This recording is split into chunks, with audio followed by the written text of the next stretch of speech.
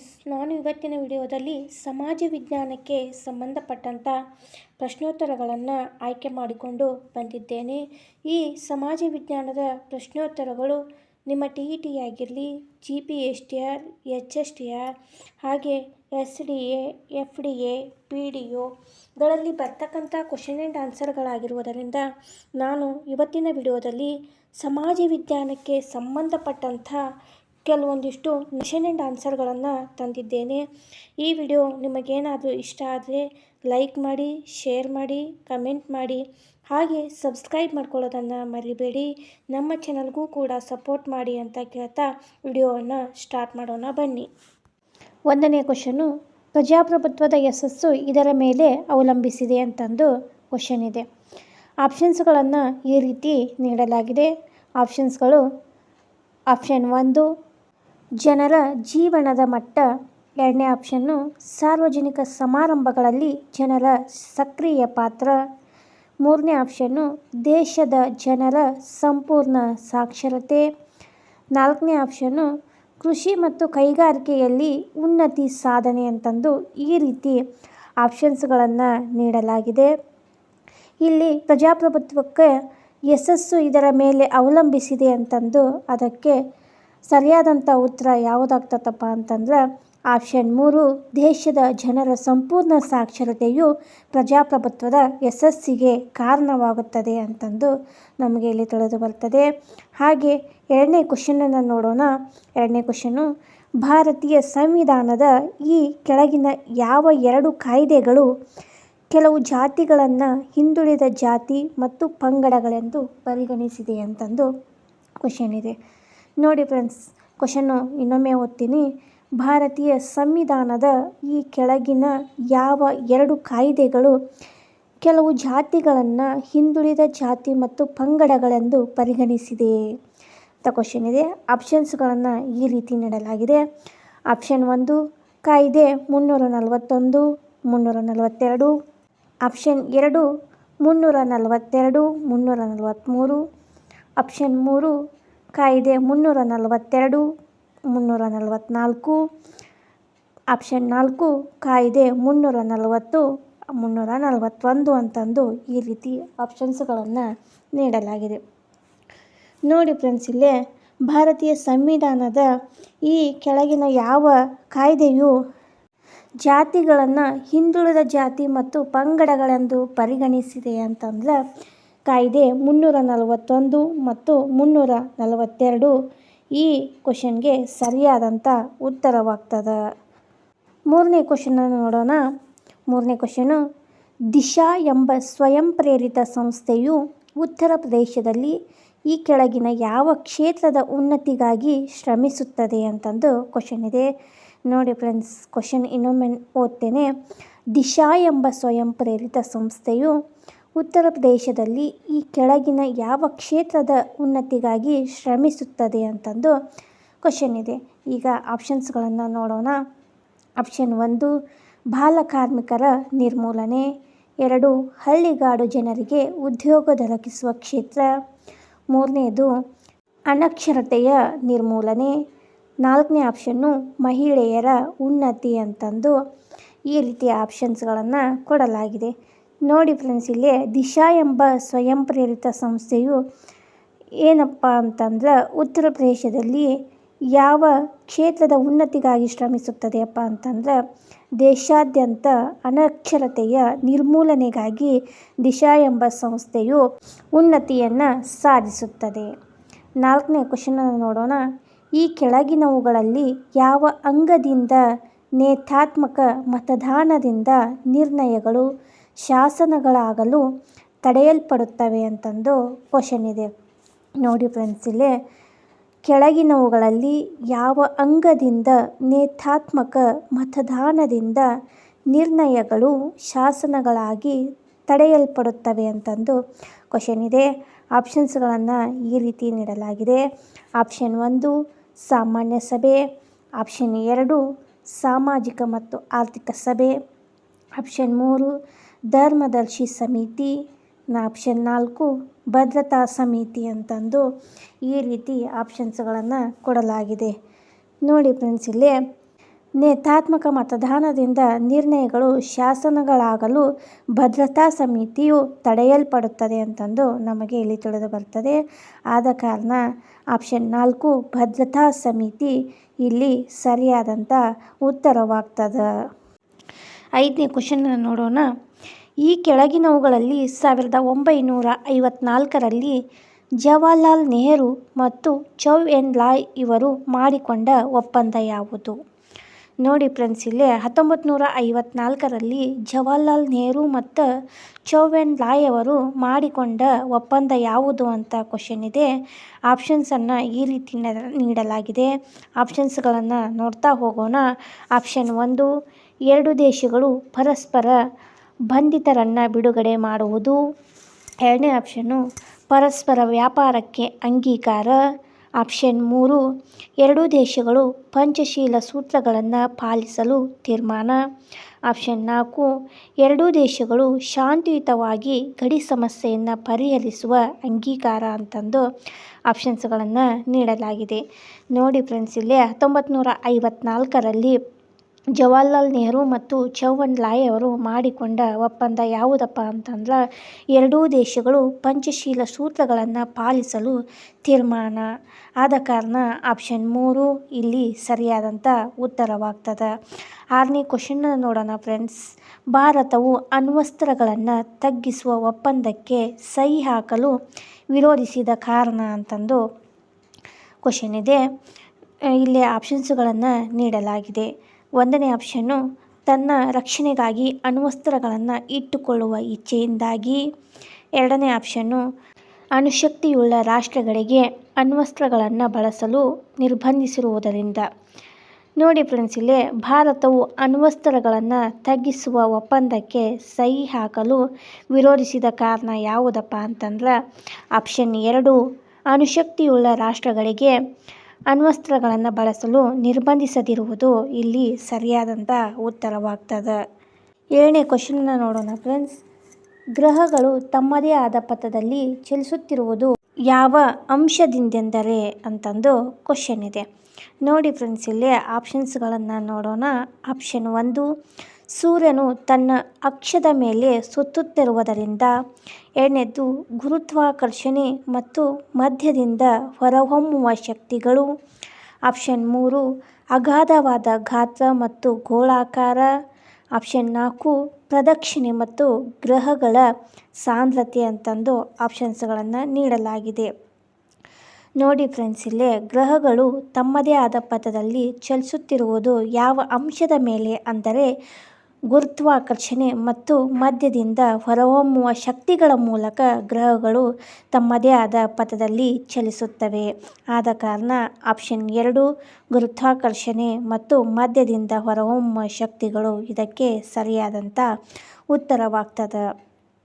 8ನೇ ಕ್ವಶನ್ನ ನೋಡೋಣ ಫ್ರೆಂಡ್ಸ್. ಭೂಖಂಡಗಳು, ಸಾಗರಗಳ ಮತ್ತು ಇತರ ಸ್ವರೂಪಗಳ ಸಾಮಾನ್ಯ ಗಾತ್ರ ಮತ್ತು ಆಕಾರಗಳನ್ನು ಸರಿಯಾಗಿ ತೋರಿಸುವ ಭೂಗೋಳಶಾಸ್ತ್ರದ ಬೋಧನೆಯ ಸಾಧನವೆಂದರೆ ಅಂತಂದು ಕ್ವಶನ್ ಇದೆ. ಆಪ್ಷನ್ಸ್ಗಳನ್ನು ನೋಡೋಣ ಫ್ರೆಂಡ್ಸ್. ಆಪ್ಷನ್ಸ್ಗಳು ಈ ರೀತಿಯಾಗಿವೆ. 1ನೇ ಆಪ್ಷನ್ನು ಸೂಚನಾ ಫಲಕಗಳು. 2ನೇ ಆಪ್ಷನ್ನು ನಕ್ಷೆಗಳು. 3ನೇ ಆಪ್ಷನ್ನು ಛಾಯಾಚಿತ್ರಗಳು. 4ನೇ ಆಪ್ಷನ್ನು ಗೋಳ ಅಂತಂದು ಈ ರೀತಿ ಆಪ್ಷನ್ಸ್ಗಳನ್ನು ನೀಡಲಾಗಿದೆ. ನೋಡಿ ಫ್ರೆಂಡ್ಸ್, ಇಲ್ಲಿ ಭೂಖಂಡಗಳು, ಸಾಗರಗಳು ಮತ್ತು ಇತರ ಸ್ವರೂಪಗಳು ಸಾಮಾನ್ಯ ಗಾತ್ರ ಮತ್ತು ಆಕಾರಗಳನ್ನು ಸರಿಯಾಗಿ ತೋರಿಸುವ ಭೂಗೋಳಶಾಸ್ತ್ರದ ಬೋಧನೆಯೇ ಅದು ಗೋಳವಾಗಿದೆ. ಅದೇ ಬೋಧನೆಯ ಸಾಧನವಾಗಿದೆ. 9ನೇ ಕ್ವಶನ್ನ ನೋಡೋಣ ಫ್ರೆಂಡ್ಸ್. 9ನೇ ಕ್ವಶನ್ನು ಅಭಿವೃದ್ಧಿ ಹೊಂದಿದ ರಾಷ್ಟ್ರಗಳಲ್ಲಿ ವಾಯು ಮಾಲಿನ್ಯಕ್ಕೆ ಈ ಕೆಳಕಾಣಿಸುವವುಗಳಲ್ಲಿ ಯಾವುವು ಕಾರಣಗಳಾಗಿವೆ ಅಂತಂದು ಕ್ವಶನ್ ಇದೆ. ಆಪ್ಷನ್ಸ್ಗಳನ್ನು ನೋಡೋಣ ಫ್ರೆಂಡ್ಸ್.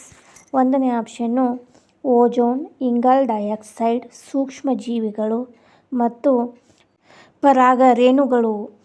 2ನೇ ಆಪ್ಷನ್ನು ಇಂಗಾಲದ ಮೊನಾಕ್ಸೈಡ್, ಹೈಡ್ರೋಕಾರ್ಬನ್, ಸಾರಜನಕ ಆಕ್ಸೈಡ್ಗಳು ಮತ್ತು ಪರಿಸರದ ಧೂಳಿನ ಕಣಗಳು. ಆಪ್ಷನ್ 3 ಆಲ್ಡೆಹೈಡ್ಸ್, ಇಂಗಾಲದ ಮೊನಾಕ್ಸೈಡ್, ಕ್ಲೋರಿನ್ ಮತ್ತು ಪಾದರಸ. ಆಪ್ಷನ್ 4 ಧೂಳು, ಹೈಡ್ರೋಜನ್, ಸೀಡ್ ಸಲ್ಫ್ಯೂರಿಕ್ ಆಕ್ಸಿಡ್ ಮತ್ತು ಪರಾಗ ರೇಣುಗಳು ಅಂತಂದು ಈ ರೀತಿಯ ಆಪ್ಷನ್ಸ್ಗಳನ್ನು ಕೊಡಲಾಗಿದೆ. ನೋಡಿ ಫ್ರೆಂಡ್ಸ್, ಇಲ್ಲಿ ಅಭಿವೃದ್ಧಿ ಹೊಂದಿದ ರಾಷ್ಟ್ರಗಳಲ್ಲಿ ವಾಯು ಮಾಲಿನ್ಯಕ್ಕೆ ಈ ಕೆಳಕಾಣಿಸುವುದರಲ್ಲಿ ಯಾವುದು ಕಾರಣವಾಗುತ್ತಪ್ಪ ಅಂತಂದ್ರೆ ಇಂಗಾಲದ ಮೊನಾಕ್ಸೈಡ್, ಹೈಡ್ರೋಕಾರ್ಬನ್, ಸಾರಜನಕ ಮತ್ತು ಪರಿಸರದ ಧೂಳಿನ ಕಣಗಳು ಕಾರಣವಾಗ್ತದೆ. ಆದ ಕಾರಣ ಆಪ್ಷನ್ 2 ಸರಿ ಉತ್ತರವಾಗ್ತದೆ. 10ನೇ ಕ್ವಶನನ್ನು ನೋಡೋಣ ಫ್ರೆಂಡ್ಸ್. 10ನೇ ಕ್ವಶನ್ನು ಅಂತಸ್ಫಲನಶಿಲೆಯು ಉಂಟಾಗುವುದು ಹೇಗೆ ಅಂತಂದು ಕ್ವಶನ್ ಇದೆ. ಆಪ್ಷನ್ಸ್ಗಳನ್ನು ನೋಡೋಣ ಫ್ರೆಂಡ್ಸ್. ಆಪ್ಷನ್ಗಳು: 1 ಶಿಲೆಯ ಚೂರುಗಳು ಶೇಖರಣೆಯಾಗುವುದರಿಂದ. ಆಪ್ಷನ್ 2 ಲಾವಾರಸವು ಘನೀಭವಿಸುವುದರಿಂದ. ಆಪ್ಷನ್ 3 ರೂಪಾಂತರ ಶಿಲಾ ರಚನೆಯಾಗುವುದರಿಂದ. ಆಪ್ಷನ್ 4 ಭೂ ಹೊರಕವಚದಲ್ಲಿ ಶಿಲಾಪಾಕವು ತಣ್ಣಗಾಗಿ ಅಂತಂದು ಆಪ್ಷನ್ಸ್ಗಳನ್ನು ಕೊಡಲಾಗಿದೆ. ನೋಡಿ ಫ್ರೆಂಡ್ಸ್, ಇಲ್ಲಿ ಸರಿಯಾದಂಥ ಉತ್ತರ ಆಪ್ಷನ್ 4 ಭೂ ಹೊರಕವಚದಲ್ಲಿ ಶಿಲಾಪಾಕವು ತಣ್ಣಗಾಗಿ ಅಂತಂದು ಇದೆಯಲ್ಲ, ಆ ಆಪ್ಷನ್ನು ಸರಿ ಉತ್ತರವಾಗ್ತದೆ. 11ನೇ ಕ್ವಶನನ್ನು ನೋಡೋಣ ಫ್ರೆಂಡ್ಸ್. 11ನೇ ಕ್ವಶನ್ನು ಪೆಟ್ರೋಲಿಯಂ ತೈಲದ ಪ್ರಾಮುಖ್ಯತೆಯು ಬಹುವಾಗಿ ಹೆಚ್ಚಾಗಿರುವುದು ಏತಕ್ಕೆಂದರೆ ಅಂತಂದು ಕ್ವಶನ್ ಇದೆ. ಆಪ್ಷನ್ಸ್ಗಳನ್ನು ನೋಡೋಣ ಫ್ರೆಂಡ್ಸ್. 1ನೇ ಆಪ್ಷನ್ನು ಪೆಟ್ರೋಲಿಯಂ ಹೆಚ್ಚಿನ ಶಾಖವನ್ನು ಹೊಂದಿರುವುದರಿಂದ.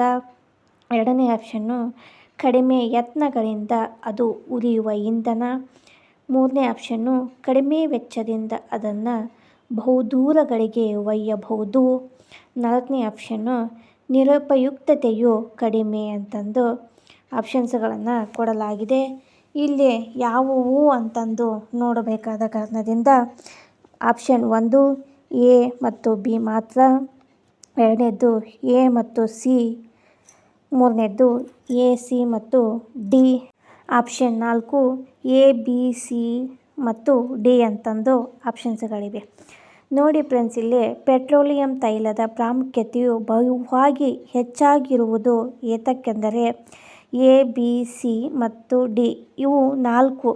ಯಾವ 4ಅಪ್ಪ ಅಂತಂದ್ರೆ ಪೆಟ್ರೋಲಿಯಂ ಹೆಚ್ಚಿನ ಶಾಖವನ್ನು ಹೊಂದಿರುವುದರಿಂದ. ಆಪ್ಷನ್ 2 ಕಡಿಮೆ ಯತ್ನಗಳಿಂದ ಅದು ಉರಿಯುವ ಇಂಧನವಾಗಿರುವುದರಿಂದ. 3ನೇದ್ದು ಕಡಿಮೆ ವೆಚ್ಚದಿಂದ ಅದನ್ನು ಬಹುದೂರಗಳಿಗೆ ಒಯ್ಯಬಹುದು. ಆಪ್ಷನ್ 4 ನಿರುಪಯುಕ್ತತೆಯು ಕಡಿಮೆ. ಈ 4 ಆಪ್ಷನ್ಸ್ಗಳಿಂದ ಪೆಟ್ರೋಲಿಯಂ ತೈಲದ ಪ್ರಾಮುಖ್ಯತೆಯು ಬಹುವಾಗಿ ಹೆಚ್ಚಾಗಿ ಕಂಡುಬರುತ್ತದೆ. 12ನೇ ಕ್ವಶನ್ನು ತೋಟಗಾರಿಕೆ, ಮೀನುಗಾರಿಕೆ ಮತ್ತು ಮರದ ಕಡಿಯುವಿಕೆ ಮುಂತಾದವುಗಳು ಯಾವ ಒಂದು ಉದ್ಯಮದಲ್ಲಿ ಕಂಡುಬರುತ್ತವೆ ಎಂದರೆ ಅಂತಂದು ಕ್ವಶನ್ ಇದೆ. ಆಪ್ಷನ್ಸ್ಗಳನ್ನು ನೋಡೋಣ ಫ್ರೆಂಡ್ಸ್.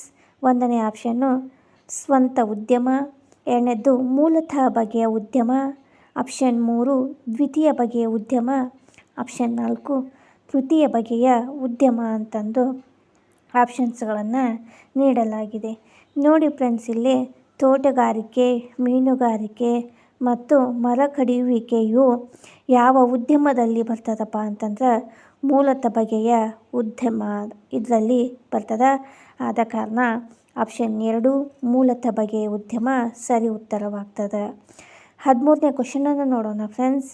ವಿದೇಶಿ ವಿನಿಮಯ ಗಳಿಸುವುದಕ್ಕಾಗಿ ಮುಖ್ಯವಾಗಿ ಬೆಳೆಯುವ ಬೆಳೆಗಳ ಪಟ್ಟಿಯನ್ನು ಗುರುತಿಸಿ ಅಂತಂದು ಕ್ವಶನ್ ಇದೆ. ಆಪ್ಷನ್ಸನ್ನು ನೋಡೋಣ ಫ್ರೆಂಡ್ಸ್. 1ನೇ ಆಪ್ಷನ್ನು ಕಬ್ಬು, ಹತ್ತಿ ಮತ್ತು ಗೋಧಿ. 2ನೇ ಆಪ್ಷನ್ನು ಭತ್ತ, ಕಾಫಿ ಮತ್ತು ಟೀ. 3ನೇ ಆಪ್ಷನ್ನು ಹೂಗಳು, ಹಣ್ಣುಗಳು ಮತ್ತು ಕಾಯಿಗಳು. 4ನೇ ಆಪ್ಷನ್ನು ತರಕಾರಿಗಳು, ಆಹಾರ ಧಾನ್ಯಗಳು ಮತ್ತು ದ್ವಿದಳ ಧಾನ್ಯಗಳು.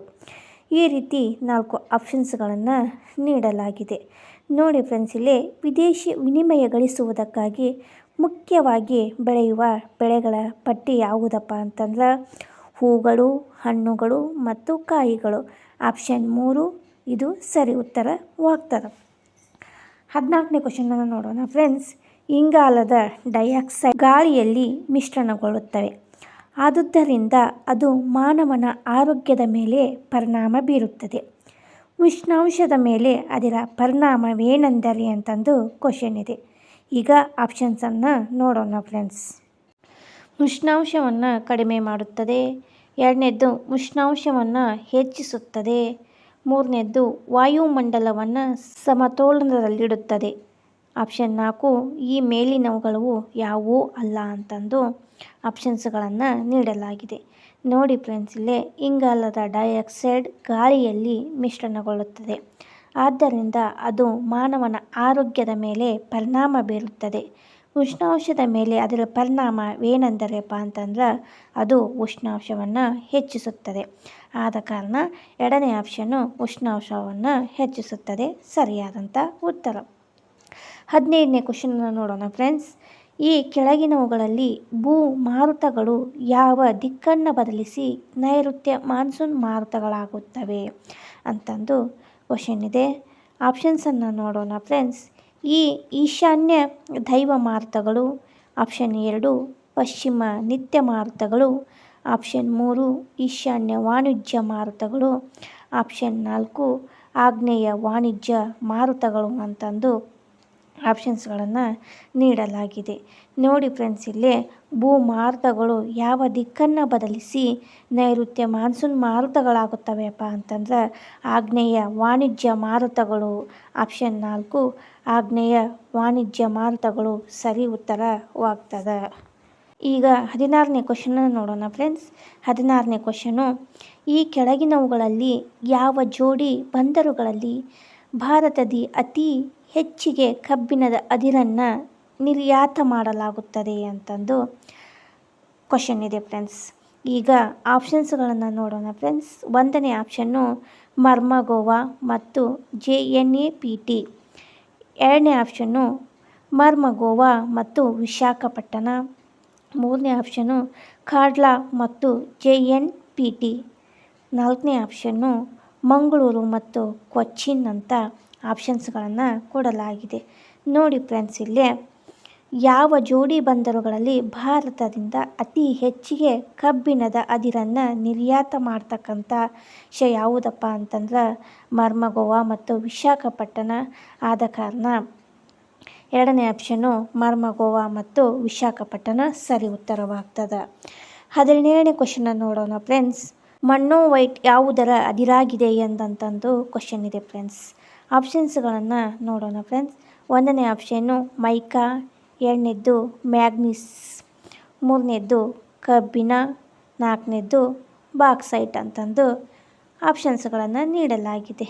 ಮೊನೋವೈಟ್ ಯಾವ ಅದಿರಾಗಿದೆಯಪ್ಪ ಅಂತಂದ್ರೆ ಮೈಕಾ ಅದಿರಾಗಿದೆ.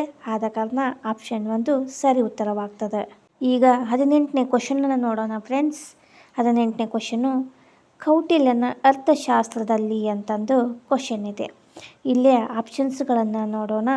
1ನೇದ್ದು ರಾಜಕೀಯದ ಬಗ್ಗೆ ಅನೇಕ ಉಲ್ಲೇಖಗಳಿವೆ.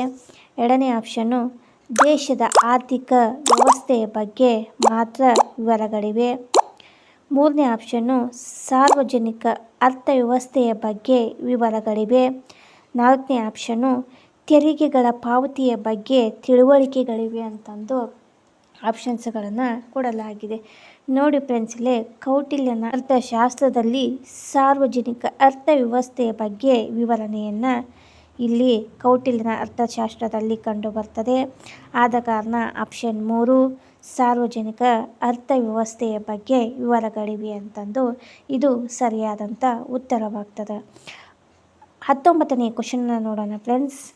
19ನೇ ಕ್ವಶನು ಮನುಷ್ಯನ ಜೀವನ ಮಟ್ಟ ಸುಧಾರಿಸಿದಂತೆ ಬೆಳೆಯುವ ಬಯಕೆಗಳು ಅಂತಂದು ಕ್ವಶನ್ ಇದೆ ಫ್ರೆಂಡ್ಸ್. ಆಪ್ಷನ್ಸ್ಗಳನ್ನು ನೋಡೋಣ ಫ್ರೆಂಡ್ಸ್. 1ನೇ ಆಪ್ಷನ್ನು ಅವಶ್ಯಕತೆಗಳೇನೆನ್ನುತ್ತೇವೆ ಅಂತಂದು 1ನೇ ಆಪ್ಷನ್ನು. 2ನೇ ಆಪ್ಷನ್ನು ನೋಡೋಣ ಫ್ರೆಂಡ್ಸ್. ಸುಖದ ಬಯಕೆಗಳೇನೆನ್ನುತ್ತೇವೆ. 3ನೇ ಆಪ್ಷನ್ನು ವಿಲಾಸಿ ಬಯಕೆಗಳನ್ನೇನೆನ್ನುತ್ತೇವೆ. 4ನೇ ಆಪ್ಷನ್ನು ಸುಧಾರಿತ ಬಯಕೆಗಳೇನೆನ್ನುತ್ತೇವೆ ಅಂತಂದು ಆಪ್ಷನ್ಸ್ಗಳನ್ನು ನೀಡಲಾಗಿದೆ. ಇಲ್ಲಿ ಮನುಷ್ಯನ ಜೀವನ ಮಟ್ಟ ಸುಧಾರಿಸಿದಂತೆ ಬೆಳೆಯುವ ಬಯಕೆಗಳು ಯಾವಪ್ಪ ಅಂತಂದ್ರೆ ಸುಖದ ಬಯಕೆಗಳನ್ನುತ್ತೇವೆ. ಆದ ಕಾರಣ ಆಪ್ಷನ್ 2 ಸುಖದ ಬಯಕೆಗಳನ್ನುತ್ತೇವೆ ಇದು ಸರಿಯಾದಂಥ ಉತ್ತರವಾಗ್ತದೆ. 20ನೇ ಕ್ವಶನ್ನ ನೋಡೋಣ ಫ್ರೆಂಡ್ಸ್. 20ನೇ ಕ್ವಶನು ಉತ್ಪಾದನಾ ಕಾರ್ಯ ಈ ಕೆಳಗಿನವುಗಳಲ್ಲಿ ಯಾವುದಾದರೆ ಮಾತ್ರ ಪೂರ್ಣವಾಗುತ್ತದೆ ಅಂತಂದು ಕ್ವಶನ್ ಇದೆ. ನೋಡಿ ಫ್ರೆಂಡ್ಸ್, ಇಲ್ಲಿ ಆಪ್ಷನ್ಸ್ಗಳನ್ನು ಈ ರೀತಿ ನೀಡಲಾಗಿದೆ. 1ನೇ ಆಪ್ಷನ್ನು ಉತ್ಪಾದನೆ ತುಷ್ಟಿಗುಣ ಹೊಂದಿದ್ದಾಗ. 2ನೇದು ಉತ್ಪಾದನೆ ಮಾನವನ ಬಯಕೆಗಳನ್ನು ಈಡೇರಿಸಿದಾಗ. ಆಪ್ಷನ್ 3 ಉತ್ಪಾದನೆಯಾದ ಸರಕುಗಳು ಮತ್ತು ಸೇವೆಗಳು ಗ್ರಾಹಕರ ಕೈ ಸೇರಿದಾಗ. ಆಪ್ಷನ್ 4 ಉತ್ಪಾದನೆ ಬೇಡಿಕೆಯನ್ನು ಈಡೇರಿಸಿದಾಗ ಅಂತಂದು ಆಪ್ಷನ್ಸ್ಗಳನ್ನು ನೀಡಲಾಗಿದೆ. ನೋಡಿ ಫ್ರೆಂಡ್ಸ್, ಇಲ್ಲಿ ಉತ್ಪಾದನಾ ಕಾರ್ಯ ಈ ಕೆಳಗಿನಗಳಲ್ಲಿ ಯಾವುದಾದರೆ ಮಾತ್ರ ಪೂರ್ಣವಾಗುತ್ತದೆ ಅಂತಂದ್ರೆ ಆಪ್ಷನ್ 3 ಉತ್ಪಾದನೆಯಾದ ಸರಕುಗಳು ಮತ್ತು ಸೇವೆಗಳು ಗ್ರಾಹಕರ ಕೈ ಸೇರಿದಾಗ ಉತ್ಪಾದನಾ ಕಾರ್ಯ ಪೂರ್ಣವಾಗುತ್ತದೆ ಅಂತಂದು ನಮಗೆ ತಿಳಿದು ಬರುತ್ತದೆ. ಹಾಗೆ 21ನೇ ಕ್ವಶನ್ನ ನೋಡೋಣ ಫ್ರೆಂಡ್ಸ್. ಸಹಕಾರಿ ಸಂಘಗಳ ಪ್ರಾಮುಖ್ಯತೆಯನ್ನು ಗುರುತಿಸಿ ಅವನ್ನು ಭಾರತದಲ್ಲಿ ಈ ಕೆಳಗಿನ ಯಾವ ಪಟ್ಟಿಗೆ ಸೇರಿಸಲಾಗಿದೆ ಗುರುತಿಸಿ ಅಂತಂದು ಕ್ವಶನ್ ಇದೆ. ನೋಡಿ ಫ್ರೆಂಡ್ಸ್, ಇಲ್ಲಿ ಆಪ್ಷನ್ಸ್ಗಳನ್ನು ಈ ರೀತಿ ನೀಡಲಾಗಿದೆ. ಆಪ್ಷನ್ 1 ಕೇಂದ್ರ ಪಟ್ಟಿ. ಆಪ್ಷನ್ 2 ಮಧ್ಯವರ್ತಿ ಪಟ್ಟಿ. ಆಪ್ಷನ್ 3 ರಾಜ್ಯ ಪಟ್ಟಿ. ಆಪ್ಷನ್ 4 ಯಾವುದೂ ಅಲ್ಲ ಅಂತಂದು ಆಪ್ಷನ್ಸ್ಗಳನ್ನು ನೀಡಲಾಗಿದೆ. ನೋಡಿ ಫ್ರೆಂಡ್ಸ್, ಇಲ್ಲಿ ಸಹಕಾರಿ ಸಂಘಗಳ ಪ್ರಾಮುಖ್ಯತೆಯನ್ನು ಗುರುತಿಸಿ ಅವನ್ನು ಭಾರತದಲ್ಲಿ ಈ ಕೆಳಗಿನ ಯಾವ ಪಟ್ಟಿಗೆ ಸೇರಿಸಲಾಗಿದೆಯಪ್ಪ ಅಂತಂದ್ರೆ ರಾಜ್ಯ ಪಟ್ಟಿಗೆ ಸೇರಿಸಲಾಗಿದೆ. ಆದ ಕಾರಣ ಆಪ್ಷನ್ 3 ರಾಜ್ಯ ಪಟ್ಟಿ ಸರಿ ಉತ್ತರವಾಗ್ತದೆ. ಈಗ 22ನೇ ಕ್ವಶನ್ನ ನೋಡೋಣ ಫ್ರೆಂಡ್ಸ್. 22ನೇ ಕ್ವಶನ್ನು ಈ ಕೆಳಗಿನ ಒಂದು ಪಟ್ಟಿಯು ಸಮಾಜವಾದಿ ಪದ್ಧತಿಯ ಪ್ರತಿಪಾದಕರನ್ನು ಹೊಂದಿದೆ ಗುರುತಿಸಿ ಅಂತಂದಿದೆ. ಈ ರೀತಿ ಕ್ವಶನ್ ಇದೆ. ಆಪ್ಷನ್ಸ್ಗಳನ್ನು ನೋಡೋಣ friends. Option 1 Bismarck, Mussolini, Hitler. 2ನೇ option Saint Simon, Robert Owen, Karl Marx. Option 3 Gandhiji, Ambedkar, Karl Marx. Option 4 Churchill, Karl Marx, Roosevelt ಅಂತಂದು ಈ ರೀತಿ ಆಪ್ಷನ್ಸ್ಗಳನ್ನು ನೀಡಲಾಗಿದೆ. ನೋಡಿ ಫ್ರೆಂಡ್ಸ್, ಇಲ್ಲಿ ಸಮಾಜವಾದಿ ಪದ್ಧತಿಯ ಪ್ರತಿಪಾದಕರು ಯಾರಪ್ಪ ಅಂತಂದ್ರೆ option 2 Saint Simon, Robert oven ಮತ್ತು ಕಾರ್ಲ್ ಮಾರ್ಕ್ಸ್ ಇವರು ಸಮಾಜವಾದ ಪದ್ಧತಿಯ ಪ್ರತಿಪಾದಕರು. ಆದ್ದರಿಂದ ಆಪ್ಷನ್ 2 ಸರಿ ಉತ್ತರವಾಗ್ತದೆ. 23ನೇ ಕ್ವಶನ್ನ ನೋಡೋಣ ಫ್ರೆಂಡ್ಸ್. ಈ ಕೆಳಗಿನ ಉದ್ಯೋಗಗಳ ಯಾವ ಗುಂಪು ತೃತೀಯ ಸಾಂಸ್ಥಿಕ ಉದ್ಯೋಗಗಳ ಗುಂಪಿಗೆ ಸೇರಿದೆ ಅಂತಂದು ಕ್ವಶನ್ ಇದೆ ಫ್ರೆಂಡ್ಸ್. ಆಪ್ಷನ್ಸನ್ನು ನೋಡೋಣ. ಆಪ್ಷನ್ಸ್ಗಳು ಈ ರೀತಿಯಾಗಿದೆ. 1ನೇ ಆಪ್ಷನ್ನು ಕಲ್ಲು ಒಡೆಯುವುದು, ಗಣಿಗಾರಿಕೆ, ವ್ಯವಸಾಯ ಅಂತಂದು 1ನೇ ಆಪ್ಷನ್ಸ್ ಇದೆ. 2ನೇ ಆಪ್ಷನ್ನು ಆರೋಗ್ಯ, ವಿದ್ಯಾಭ್ಯಾಸ, ಬ್ಯಾಂಕುಗಳು. ಆಪ್ಷನ್ 3 ಕೈಗಾರಿಕೆ, ಸಾರಿಗೆ, ವಿಮೆ. ಆಪ್ಷನ್ 4 ಕೈಗಾರಿಕೆ, ಬೇಸಾಯ, ಆಹಾರ ಸಂರಕ್ಷಣೆ ಅಂತಂದು ಈ ರೀತಿ ಆಪ್ಷನ್ಸ್ಗಳನ್ನು ನೀಡಲಾಗಿದೆ ಫ್ರೆಂಡ್ಸ್. ಇಲ್ಲಿ ಸರಿಯಾದಂಥ ಉತ್ತರ ಯಾವುದಾಗುತ್ತದೆ ಅಂದರೆ ಆರೋಗ್ಯ, ವಿದ್ಯಾಭ್ಯಾಸ, ಬ್ಯಾಂಕುಗಳು ಇವು ತೃತೀಯ ಸಾಂಸ್ಥಿಕ ಉದ್ಯೋಗಗಳ ಗುಂಪಿಗೆ ಸೇರ್ತಕ್ಕಂಥದ್ದು. ಆದ ಕಾರಣ ಆಪ್ಷನ್ 2 ಆರೋಗ್ಯ, ವಿದ್ಯಾಭ್ಯಾಸ, ಬ್ಯಾಂಕುಗಳು ಇದು ಸರಿ ಉತ್ತರವಾಗ್ತದೆ. 24ನೇ ಕ್ವಶನ್ನ ನೋಡೋಣ ಫ್ರೆಂಡ್ಸ್. 24ನೇ ಕ್ವಶನು ನಿರುದ್ಯೋಗಿ ಸ್ಥಿತಿ ಎಂದರೆ ಅಂತಂದು ಕ್ವಶನ್ ಇದೆ. ಆಪ್ಷನ್ಸ್ಗಳನ್ನು ನೋಡೋಣ. 1ನೇ ಆಪ್ಷನ್ನು ಕೆಲಸ ದೊರಕುತ್ತದೆ ಆದರೆ ಕೆಲಸ ಮಾಡಲು ಇಷ್ಟವಿರುವುದಿಲ್ಲ. 2ನೇದು ಕೆಲಸ ದೊರಕದೇ ಇರುವುದು ಆದರೆ ಕೆಲಸ ಮಾಡಲು ಇಷ್ಟವಿರುವುದು. 3ನೇ ಆಪ್ಷನ್ನು ಕೆಲಸ ದೊರಕದೇ ಇರುವುದು ಹಾಗೂ ಕೆಲಸ ಮಾಡಲು ಇಷ್ಟವಿಲ್ಲದಿರುವುದು. ಆಪ್ಷನ್ 4 ಕೆಲಸ ಮಾಡಲು ಆಸಕ್ತಿ ಇರುವುದು ಆದರೆ ಕೆಲಸ ಮಾಡಲು ಇಷ್ಟವಿಲ್ಲದೇ ಇರುವುದು ಅಂತ ಈ ರೀತಿ ಆಪ್ಷನ್ಸ್ಗಳನ್ನು ನೀಡಲಾಗಿದೆ. ನೋಡಿ ಫ್ರೆಂಡ್ಸ್, ಇಲ್ಲಿ ನಿರುದ್ಯೋಗ ಎಂದರೆ ಕೆಲಸ ದೊರಕದೇ ಇರುವುದು ಆದರೆ ಕೆಲಸ ಮಾಡಲು ಇಷ್ಟವಿರುವುದು ಇದು ಸರಿಯಾದಂಥ ಉತ್ತರ. ಆದ ಕಾರಣ ಆಪ್ಷನ್ 2 ಸರಿ ಉತ್ತರವಾಗ್ತದೆ. 25ನೇ ಕ್ವಶನ್ ನೋಡೋಣ ಫ್ರೆಂಡ್ಸ್. ಈ ಕೆಳಗಿನ ಗುಂಪುಗಳಲ್ಲಿ ಒಂದು ಗುಂಪು ಸೇರುವುದಿಲ್ಲ, ಗುರುತಿಸಿ ಅಂತಂದು ಕ್ವಶನ್ ಇದೆ. ಆಪ್ಷನ್ಸನ್ನು ನೋಡೋಣ ಫ್ರೆಂಡ್ಸ್. 1ನೇ ಆಪ್ಷನ್ನು ಮುಂಬೈ, ಬೆಂಗಳೂರು, ಹಾಲ್ಟಿಯಾ. 2ನೇ ಆಪ್ಷನ್ನು ಮುಂಬೈ, ನವಸೇನಾ, ಬ್ಯೂಟಿ, ಕೊರಿಯನ್. 3ನೇ ಆಪ್ಷನ್ನು ಮರ್ಮಗೋವಾ, ಮಂಗಳೂರು, ಕೋಲ್ಕತ್ತಾ. 4ನೇ ಆಪ್ಷನ್ನು ಕೊಚ್ಚಿನ್, ಚೆನ್ನೈ, ಪಾರಾದೀಪ್ ಅಂತಂದು ಈ ರೀತಿ ಆಪ್ಷನ್ಸ್ಗಳನ್ನು ನೀಡಲಾಗಿದೆ. ಇಲ್ಲಿ ಸೇರಿದೆ ಇರ್ತಕ್ಕಂಥದ್ದು ಯಾವುದಪ್ಪ ಅಂತಂದ್ರೆ 1ನೇ ಆಪ್ಷನ್ ಆಗ್ತದೆ. ಆ 1ನೇ ಆಪ್ಷನ್ ಯಾವುದಪ್ಪ ಅಂತಂದ್ರೆ ಮುಂಬೈ, ಬೆಂಗಳೂರು, ಹಾಲ್ಟಿಯಾ. ಇದು ಸರಿ ಉತ್ತರವಾಗ್ತದೆ. 26ನೇ ಕ್ವಶನ್ ನೋಡೋಣ ಫ್ರೆಂಡ್ಸ್. ಈ ಕೆಳಗಿನ ಬ್ಯಾಂಕುಗಳಲ್ಲಿ ರೈತರಿಗೆ ದೀರ್ಘಾವಧಿ ಸಾಲ ಕೊಡುವ ಬ್ಯಾಂಕುಗಳನ್ನು ಗುರುತಿಸಿ ಅಂತಂದು ಕ್ವಶನ್ ಇದೆ ಫ್ರೆಂಡ್ಸ್. ಆಪ್ಷನ್ಸ್ಗಳನ್ನು ನೋಡೋಣ. 1ನೇ ಆಪ್ಷನ್ನು ರಾಷ್ಟ್ರೀಕೃತ ಬ್ಯಾಂಕುಗಳು. 2ನೇದ್ದು ಭಾರತದ ರಿಸರ್ವ್ ಬ್ಯಾಂಕ್. 3ನೇದ್ದು ಪ್ರಾಥಮಿಕ ವ್ಯವಸಾಯ ಬ್ಯಾಂಕುಗಳು. ಆಪ್ಷನ್ 4 ಭೂ ಅಭಿವೃದ್ಧಿ ಬ್ಯಾಂಕುಗಳು ಅಂತಂದು ಈ ರೀತಿ ಆಪ್ಷನ್ಸ್ಗಳನ್ನು ಕೊಡಲಾಗಿದೆ. ನೋಡಿ ಫ್ರೆಂಡ್ಸ್, ಇಲ್ಲಿ ಬ್ಯಾಂಕುಗಳಲ್ಲಿ ರೈತರಿಗೆ ದೀರ್ಘಾವಧಿ ಸಾಲವನ್ನು ಕೊಡ್ತಕ್ಕಂಥ ಬ್ಯಾಂಕ್ ಯಾವುದಪ್ಪ ಅಂತಂದ್ರೆ ಆಪ್ಷನ್ 4 ಭೂ ಅಭಿವೃದ್ಧಿ ಬ್ಯಾಂಕುಗಳು ರೈತರಿಗೆ ದೀರ್ಘಾವಧಿ ಸಾಲವನ್ನು ಕೊಡ್ತಕ್ಕಂಥ ಬ್ಯಾಂಕ್ ಆಗಿದೆ. ಆದ ಕಾರಣ ಆಪ್ಷನ್ 4 ಭೂ ಅಭಿವೃದ್ಧಿ ಬ್ಯಾಂಕು ಸರಿಯಾದಂಥ ಉತ್ತರವಾಗ್ತದೆ. 27ನೇ ಕ್ವಶನ್ ನೋಡೋಣ ಫ್ರೆಂಡ್. ಜನಸಂಖ್ಯಾಶಾಸ್ತ್ರವೆಂದರೆ ಅಂತಂದು ಕ್ವಶನ್ ಇದೆ. ಆಪ್ಷನ್ಸ್ಗಳನ್ನು ಈ ರೀತಿ ನೀಡಲಾಗಿದೆ. ಆಪ್ಷನ್ 1 ಒಂದು ದೇಶದ ಜನಸಂಖ್ಯೆಯ ಅಂಕಿಅಂಶಗಳನ್ನು ಅಭ್ಯಸಿಸುವ ವಿಷಯ. 2ನೇ ಆಪ್ಷನ್ನು ಜನಸಂಖ್ಯೆಯ ಹೆಚ್ಚಳವನ್ನು ಅಂದಾಜು ಮಾಡುವ ಶಾಸ್ತ್ರ. ಆಪ್ಷನ್ 3 ನಿರುದ್ಯೋಗ ಮತ್ತು ಅರೆ ನಿರುದ್ಯೋಗಿಗಳನ್ನು ತಿಳಿಸುವ ವಿಷಯ. ಆಪ್ಷನ್ 4 ಮಾನವ ಸಂಪನ್ಮೂಲಗಳನ್ನು ಜನಸಂಖ್ಯೆಗೆ ಅನುಗುಣವಾಗಿ ಅಭ್ಯಸಿಸುವುದು ಅಂತಂದು ಈ ರೀತಿ ಆಪ್ಷನ್ಸ್ಗಳನ್ನು ನೀಡಲಾಗಿದೆ ಫ್ರೆಂಡ್ಸ್. ನೋಡಿ ಫ್ರೆಂಡ್ಸ್, ಇಲ್ಲಿ ಜನಸಂಖ್ಯಾಶಾಸ್ತ್ರ ಅಂತಂದ್ರೆ ಒಂದು ದೇಶದ ಜನಸಂಖ್ಯೆಯ ಅಂಕಿಅಂಶಗಳನ್ನು ಅಭ್ಯಸಿಸುವ ವಿಷಯವಾಗಿರ್ತದೆ. ಆದ ಕಾರಣ 1ನೇ ಆಪ್ಷನ್ನು ಸರಿ ಉತ್ತರವಾಗುತ್ತದೆ ಅಂತಂದು ನಮಗೆ ಇಲ್ಲಿ ತಿಳಿದು ಬರುತ್ತದೆ. ಈಗ 28ನೇ ಕ್ವಶನ್ ನೋಡೋಣ ಫ್ರೆಂಡ್ಸ್. 28ನೇ ಕ್ವಶನು ಭಾರತದಲ್ಲಿ ಆಧುನಿಕ ಬೇಸಾಯ ಹೆಚ್ಚು ಸಫಲವಾಗಿಲ್ಲ ಏಕೆಂದರೆ ಅಂತಂದು ಕ್ವಶನ್ ಇದೆ ಫ್ರೆಂಡ್ಸ್. ಆಪ್ಷನ್ಸ್ಗಳನ್ನು ಈ ರೀತಿ ನೀಡಲಾಗಿದೆ. ಆಪ್ಷನ್ 1 ಇದಕ್ಕೆ ಕುಶಲ ಕಾರ್ಮಿಕರು ಮತ್ತು ವೈಜ್ಞಾನಿಕ ಜ್ಞಾನ ಭಾರತದ ಕಾರ್ಮಿಕರಲ್ಲಿ ಇಲ್ಲದೇ ಇರುವುದು. 2ನೇ ಆಪ್ಷನ್ನು ಬ್ರಿಟಿಷರ ಕಾಲದಲ್ಲಿ ಇದನ್ನು ರೂಢಿಗೆ ತರದೇ ಇರುವುದು.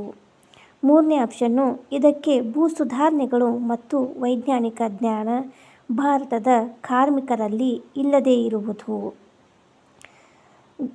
4ನೇ ಆಪ್ಷನ್ನು ಇದಕ್ಕೆ ಗರಿಷ್ಠ ಪ್ರಮಾಣದ ರಾಸಾಯನಿಕ ಗೊಬ್ಬರಗಳ ಮತ್ತು ಯಂತ್ರಗಳ ಅವಶ್ಯಕತೆ ಇರುವುದು ಅಂತಂದು ಈ ರೀತಿ ಆಪ್ಷನ್ಸ್ಗಳನ್ನು ನೀಡಲಾಗಿದೆ. ನೋಡಿ ಫ್ರೆಂಡ್ಸ್, ಇಲ್ಲಿ ಭಾರತದಲ್ಲಿ ಆಧುನಿಕ ಬೇಸಾಯ ಹೆಚ್ಚು ಸಫಲವಾಗಿಲ್ಲ ಯಾಕಪ್ಪ ಅಂತಂದ್ರೆ ಇದಕ್ಕೆ ಕುಶಲ ಕಾರ್ಮಿಕರು ಮತ್ತು ವೈಜ್ಞಾನಿಕ ಜ್ಞಾನ ಭಾರತದ ಕಾರ್ಮಿಕರಲ್ಲಿ ಇಲ್ಲದೇ ಇರುವುದು ಇಲ್ಲೇ ಸರಿ ಉತ್ತರವಾಗ್ತದೆ. ಆದ ಕಾರಣ 1ನೇ ಆಪ್ಷನ್ನು ಸರಿ ಉತ್ತರವಾಗುತ್ತದೆ. 29ನೇ ಕ್ವಶನ್ ನೋಡೋಣ ಫ್ರೆಂಡ್ಸ್. 29ನೇ ಕ್ವಶನು ಜಮೀನುಗಳ ವಿಭಜನೆ ಮತ್ತು ಛಿದ್ರೀಕರಣವನ್ನು ಹೋಗಲಾಡಿಸಲು ಅಂತಂದು ಕ್ವಶನ್ ಇದೆ ಫ್ರೆಂಡ್ಸ್. ಆಪ್ಷನ್ಸ್ಗಳನ್ನು ಈ ರೀತಿ ನೀಡಲಾಗಿದೆ. ಆಪ್ಷನ್ 1 ಬೇಸಾಯದ ಆಧುನೀಕರಣದಿಂದ ಸಾಧ್ಯ. 2ನೇ ಆಪ್ಷನ್ನು ಪಿತ್ರಾರ್ಜಿತ ಆಸ್ತಿ ಹಕ್ಕನ್ನು ಬದಲಾಯಿಸುವ ಅಗತ್ಯ. 3ನೇ ಆಪ್ಷನ್ನು ಜಮೀನುಗಳನ್ನು ಕ್ರೋಢೀಕರಿಸುವುದರಿಂದ ಸಾಧ್ಯ. 4ನೇ ಆಪ್ಷನ್ನು ಆರ್ಥಿಕ ಹಿಡುವಳಿಗಳನ್ನು ನಿರ್ಮಿಸುವುದರಿಂದ ಸಾಧ್ಯ ಅಂತಂದು ಈ ರೀತಿಯ ಆಪ್ಷನ್ಸ್ಗಳನ್ನು ನೀಡಲಾಗಿದೆ. ನೋಡಿ ಫ್ರೆಂಡ್ಸ್, ಇಲ್ಲಿ ಜಮೀನುಗಳ ವಿಭಜನೆ ಮತ್ತು ಛಿದ್ರೀಕರಣವನ್ನು ಹೋಗಲಾಡಿಸಲು ಆರ್ಥಿಕ ಹಿಡುವಳಿಗಳನ್ನು ನಿರ್ಮಿಸುವುದರಿಂದ ಸಾಧ್ಯವಾಗುತ್ತದೆ. ಆದ ಕಾರಣ ಆಪ್ಷನ್ 4 ಆರ್ಥಿಕ ಹಿಡುವಳಿಗಳನ್ನು ನಿರ್ಮಿಸುವುದರಿಂದ ಸಾಧ್ಯ. 30ನೇ ಕ್ವಶನ್ ನೋಡೋಣ ಫ್ರೆಂಡ್ಸ್. 30ನೇ ಕ್ವಶನು ಈ ಕೆಳಗಿನವುಗಳಲ್ಲಿ ಒಂದು ವಿಷಯ ಗುಂಪಿಗೆ ಸೇರಿಲ್ಲ, ಗುರುತಿಸಿ ಅಂತ ಕ್ವಶನ್ ಇದೆ ಫ್ರೆಂಡ್ಸ್. ಆಪ್ಷನ್ಸ್ಗಳನ್ನು ಈ ರೀತಿ ನೀಡಲಾಗಿದೆ. 1ನೇ ಆಪ್ಷನ್ನು ಬುಟ್ಟಿ ಹೆಣೆಯುವಿಕೆ, 2ನೇದ್ದು ಹಗ್ಗಗಳನ್ನು ತಯಾರಿಸುವುದು, 3ನೇದ್ದು ಬಡತನ, 4ನೇದ್ದು ಸಿದ್ಧಪಡಿಸಿದ ಉಡುಪುಗಳು ಅಂತಿದೆ. ಈ ರೀತಿ ಆಪ್ಷನ್ಸ್ಗಳನ್ನು ನೀಡಲಾಗಿದೆ. ನೋಡಿ ಫ್ರೆಂಡ್ಸ್, ಇಲ್ಲಿ ಒಂದು ವಿಷಯ ಗುಂಪಿಗೆ ಸೇರಿಲ್ಲ. ಅದು ಯಾವುದಪ್ಪ ಅಂತಂದ್ರೆ ಸಿದ್ಧಪಡಿಸಿದ ಉಡುಪುಗಳು. ಆಪ್ಷನ್ 4 ಸರಿ ಉತ್ತರವಾಗ್ತದೆ. 31ನೇ ಕ್ವಶನ್ ನೋಡೋಣ ಫ್ರೆಂಡ್ಸ್. ಪ್ರಪಂಚದ ಯುದ್ಧಗಳ ಕಾಲದಲ್ಲಿ ನಮ್ಮ ವಿದೇಶಿ ವ್ಯಾಪಾರದಲ್ಲಿ ಪ್ರತಿಕೂಲ ಪರಿಣಾಮ ಉಂಟಾಯಿತು, ಏಕೆ ಅಂತಂದು ಕ್ವಶನ್ ಇದೆ.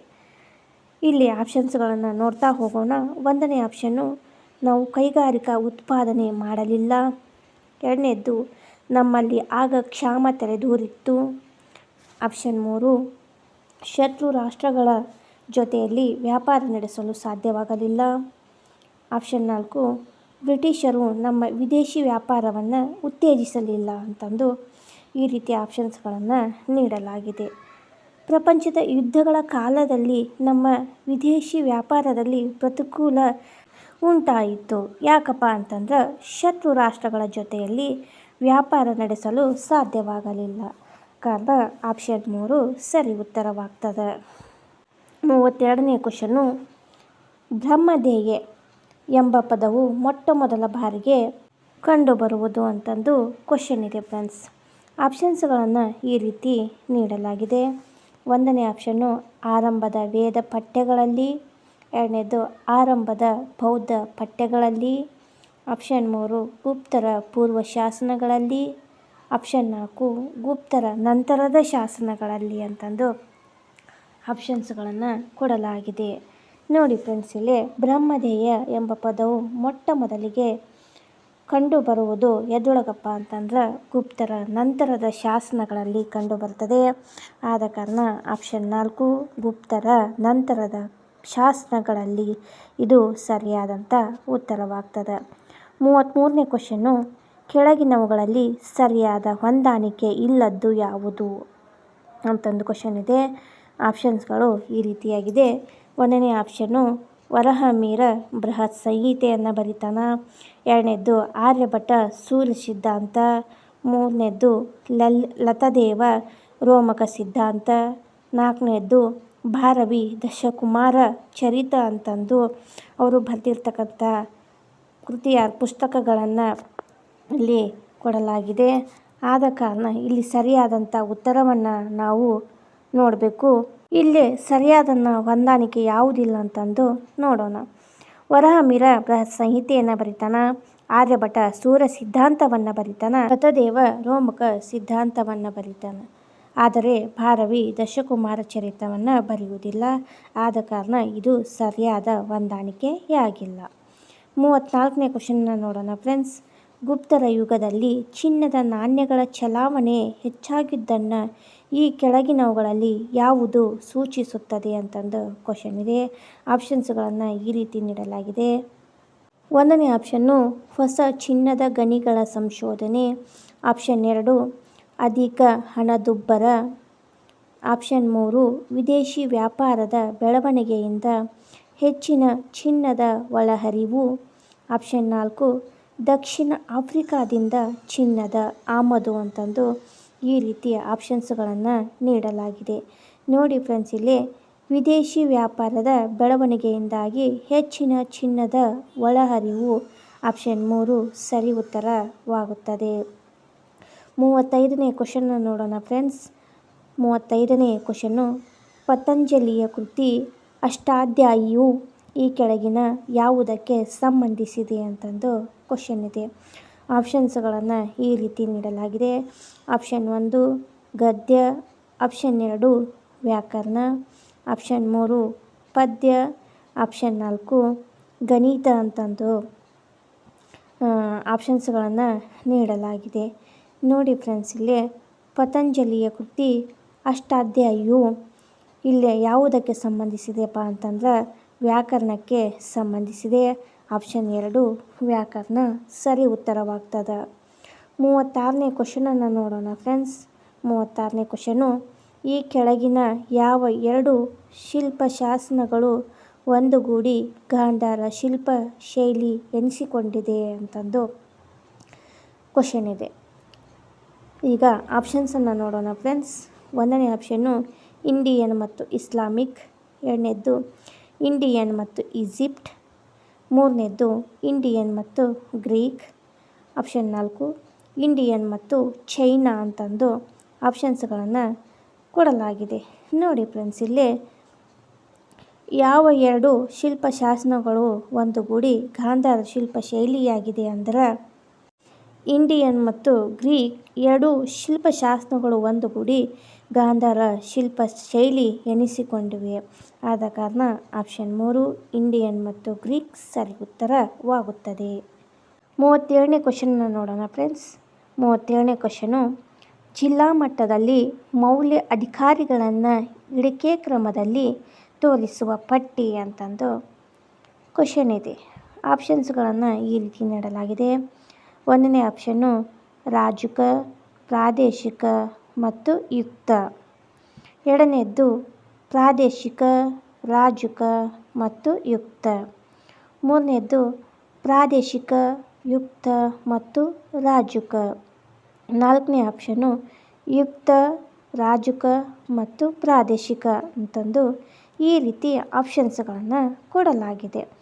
ನೋಡಿ ಫ್ರೆಂಡ್ಸ್, ಇಲ್ಲಿ ಜಿಲ್ಲಾ ಮಟ್ಟದಲ್ಲಿ ಮೌಲ್ಯ ಅಧಿಕಾರಿಗಳನ್ನು ಇಳಿಕೆ ಕ್ರಮದಲ್ಲಿ ತೋರಿಸಿದಾಗ ಫಸ್ಟಿಗೆ ಬರ್ತಕ್ಕಂಥವರು ಪ್ರಾದೇಶಿಕ, ರಾಜುಕ ಮತ್ತು ಯುಕ್ತ.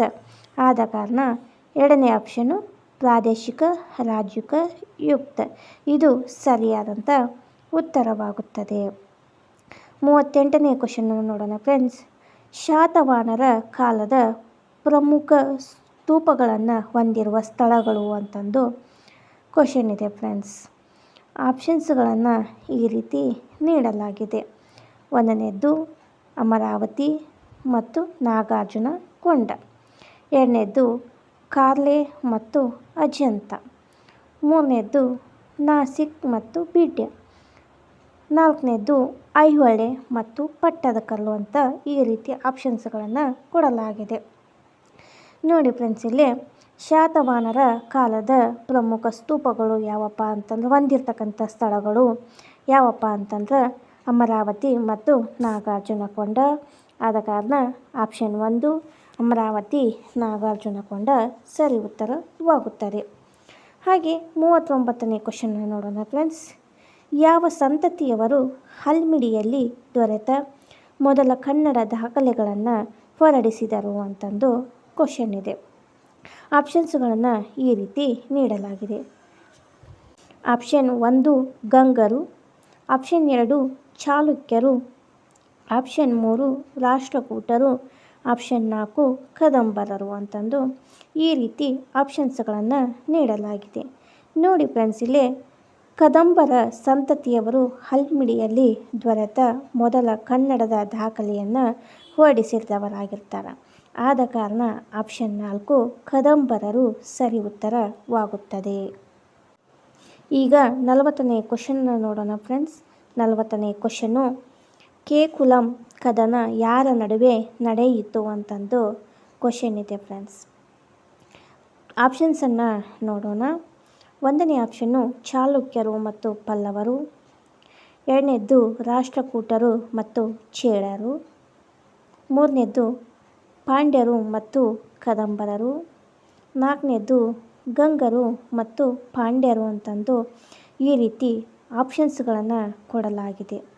ನೋಡಿ ಫ್ರೆಂಡ್ಸ್, ಇಲ್ಲಿ ಕೇಕುಲಂ ಕದನ ಯಾರ ನಡೆಯುತ್ತೆಪ್ಪ ಅಂತಂದ್ರೆ ರಾಷ್ಟ್ರಕೂಟರು ಮತ್ತು ಚೇಳರ ಮಧ್ಯೆ ನಡೀತಕ್ಕಂಥ ಕದನವಾಗಿದೆ. ಆದ ಕಾರಣ ಎರಡನೇ ಆಪ್ಷನ್ನು ರಾಷ್ಟ್ರಕೂಟರು ಮತ್ತು ಚೇಳರು ಸರಿ ಉತ್ತರವಾಗುತ್ತದೆ. ಹಾಯ್ ಫ್ರೆಂಡ್ಸ್, ನಾನು ಇವತ್ತಿನ ವಿಡಿಯೋದಲ್ಲಿ ಸಮಾಜ ವಿಜ್ಞಾನಕ್ಕೆ ಸಂಬಂಧಪಟ್ಟಂಥ ಕೆಲವೊಂದಿಷ್ಟು ಕ್ವಶನ್ ಆ್ಯಂಡ್ ಆನ್ಸರ್ಗಳನ್ನು ತಂದಿದ್ದೇನೆ. ಈ ಕ್ವಶನ್ ಆ್ಯಂಡ್ ಆನ್ಸರ್ಗಳು ನಿಮ್ಮ TET ಆಗಿರಲಿ, GPSTR ಆಗಿರಲಿ, HSTR, PDO, SDA, FDAಗಳಲ್ಲಿ ಬರ್ತಕ್ಕಂಥ ಕ್ವಶನ್ ಆ್ಯಂಡ್ ಆನ್ಸರ್ಗಳಾಗಿರುವುದರಿಂದ ನಾನು ಇವತ್ತಿನ ವಿಡಿಯೋದಲ್ಲಿ ಒಂದು ಸಮಾಜ ವಿಜ್ಞಾನಕ್ಕೆ ಸಂಬಂಧಪಟ್ಟಂಥ 40 ಕ್ವಶನ್ ಆ್ಯಂಡ್ ಆನ್ಸರ್ಗಳನ್ನು ಈ ವಿಡಿಯೋ ಮುಖಾಂತರ ಹೇಳ್ತಾ ಇದ್ದೀನಿ. ನೋಡೋಣ ಬನ್ನಿ. ಈ ವಿಡಿಯೋ ನಿಮಗೇನಾದರೂ ಇಷ್ಟ ಆದರೆ ಲೈಕ್ ಮಾಡಿ, ಶೇರ್ ಮಾಡಿ, ಕಮೆಂಟ್ ಮಾಡಿ, ಹಾಗೆ ಸಬ್ಸ್ಕ್ರೈಬ್ ಮಾಡ್ಕೊಳ್ಳೋದನ್ನು ಮರಿಬೇಡಿ. ವಿಡಿಯೋವನ್ನು ಮುಂದುವರಿಸೋಣ ಬನ್ನಿ. ಫಸ್ಟ್ನೇ ಕ್ವಶನ್ನು ಈ ರೀತಿಯಾಗಿದೆ. ಪ್ರಜಾಪ್ರಭುತ್ವದ ಯಶಸ್ಸು ಇದರ ಮೇಲೆ ಅವಲಂಬಿಸಿದೆ ಅಂತ ಕ್ವಶನ್ ಇದೆ. ಆಪ್ಷನ್ಸ್ಗಳನ್ನು ಈ ರೀತಿ ನೀಡಲಾಗಿದೆ. ಒಂದನೇ ಆಪ್ಷನ್ಸು ಜನರ ಜೀವನ ಮಟ್ಟ, ಎರಡನೇದು ಸಾರ್ವಜನಿಕ ಸಮಾರಂಭದಲ್ಲಿ ಜನರ ಸಕ್ರಿಯ ಪಾತ್ರ, ಮೂರನೇ ಆಪ್ಷನ್ಸು ದೇಶದ ಜನರ ಸಂಪೂರ್ಣ ಸಾಕ್ಷರತೆ, ನಾಲ್ಕನೇ ಆಪ್ಷನ್ಸು ಕೃಷಿ ಮತ್ತು ಕೈಗಾರಿಕೆಯಲ್ಲಿ ಉನ್ನತಿ ಸಾಧನೆ ಅಂತಂದು ಈ ರೀತಿಯಾಗಿ 4 ಆಪ್ಷನ್ಸ್ಗಳನ್ನು ನೀಡಲಾಗಿದೆ. ನೋಡಿ ಫ್ರೆಂಡ್ಸ್, ಇಲ್ಲೇ ಪ್ರಜಾಪ್ರಭುತ್ವದ ಯಶಸ್ಸು ಇದರ ಮೇಲೆ ಅವಲಂಬಿಸಿದೆ ಅಂತಂದ ಕ್ವಶನ್ಗೆ ಇಲ್ಲಿ ಸರಿಯಾದಂಥ ಉತ್ತರ ಯಾವುದಾಗುತ್ತಪ್ಪ ಅಂತಂದ್ರೆ ಮೂರನೇ ಆಪ್ಷನ್ಸು ದೇಶದ ಜನರ ಸಂಪೂರ್ಣ ಸಾಕ್ಷರತೆ ಪ್ರಜಾಪ್ರಭುತ್ವದ ಯಶಸ್ಸಿನ ಮೇಲೆ ಅವಲಂಬಿತವಾಗಿರ್ತದೆ ಅಂತಂದು ಹೇಳಲಾಗ್ತದೆ. ಹಾಗೆ ಎರಡನೇ ಕ್ವಶನನ್ನು ನೋಡೋಣ. ಎರಡನೇ ಕ್ವಶನ್ನು ಈ ರೀತಿಯಾಗಿದೆ. ಭಾರತೀಯ ಸಂವಿಧಾನದ ಈ ಕೆಳಗಿನ ಯಾವ 2 ಕಾಯ್ದೆಗಳು ಕೆಲವು ಜಾತಿಗಳನ್ನು ಹಿಂದುಳಿದ ಜಾತಿ ಮತ್ತು ಪಂಗಡಗಳೆಂದು ಪರಿಗಣಿಸಿದೆ ಅಂತಂದು ಕ್ವಶನ್ ಇದೆ. ಆಪ್ಷನ್ಸ್ಗಳನ್ನು ನೋಡ್ತಾ ಹೋಗೋಣ. ಒಂದನೇ ಆಪ್ಷನ್ನು ಕಾಯ್ದೆ 341, ಕಾಯ್ದೆ 342 ಅಂತಂದು ಒಂದನೇ ಆಪ್ಷನ್ಸ್ ಇದೆ.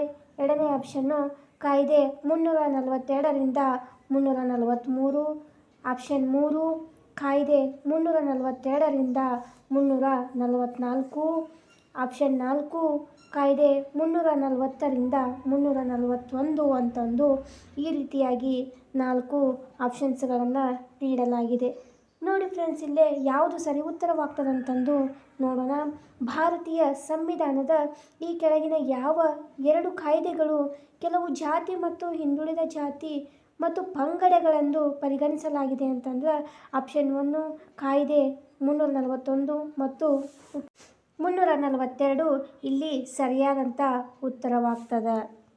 ಮೂರನೇ ಕ್ವಶನನ್ನು ನೋಡೋಣ.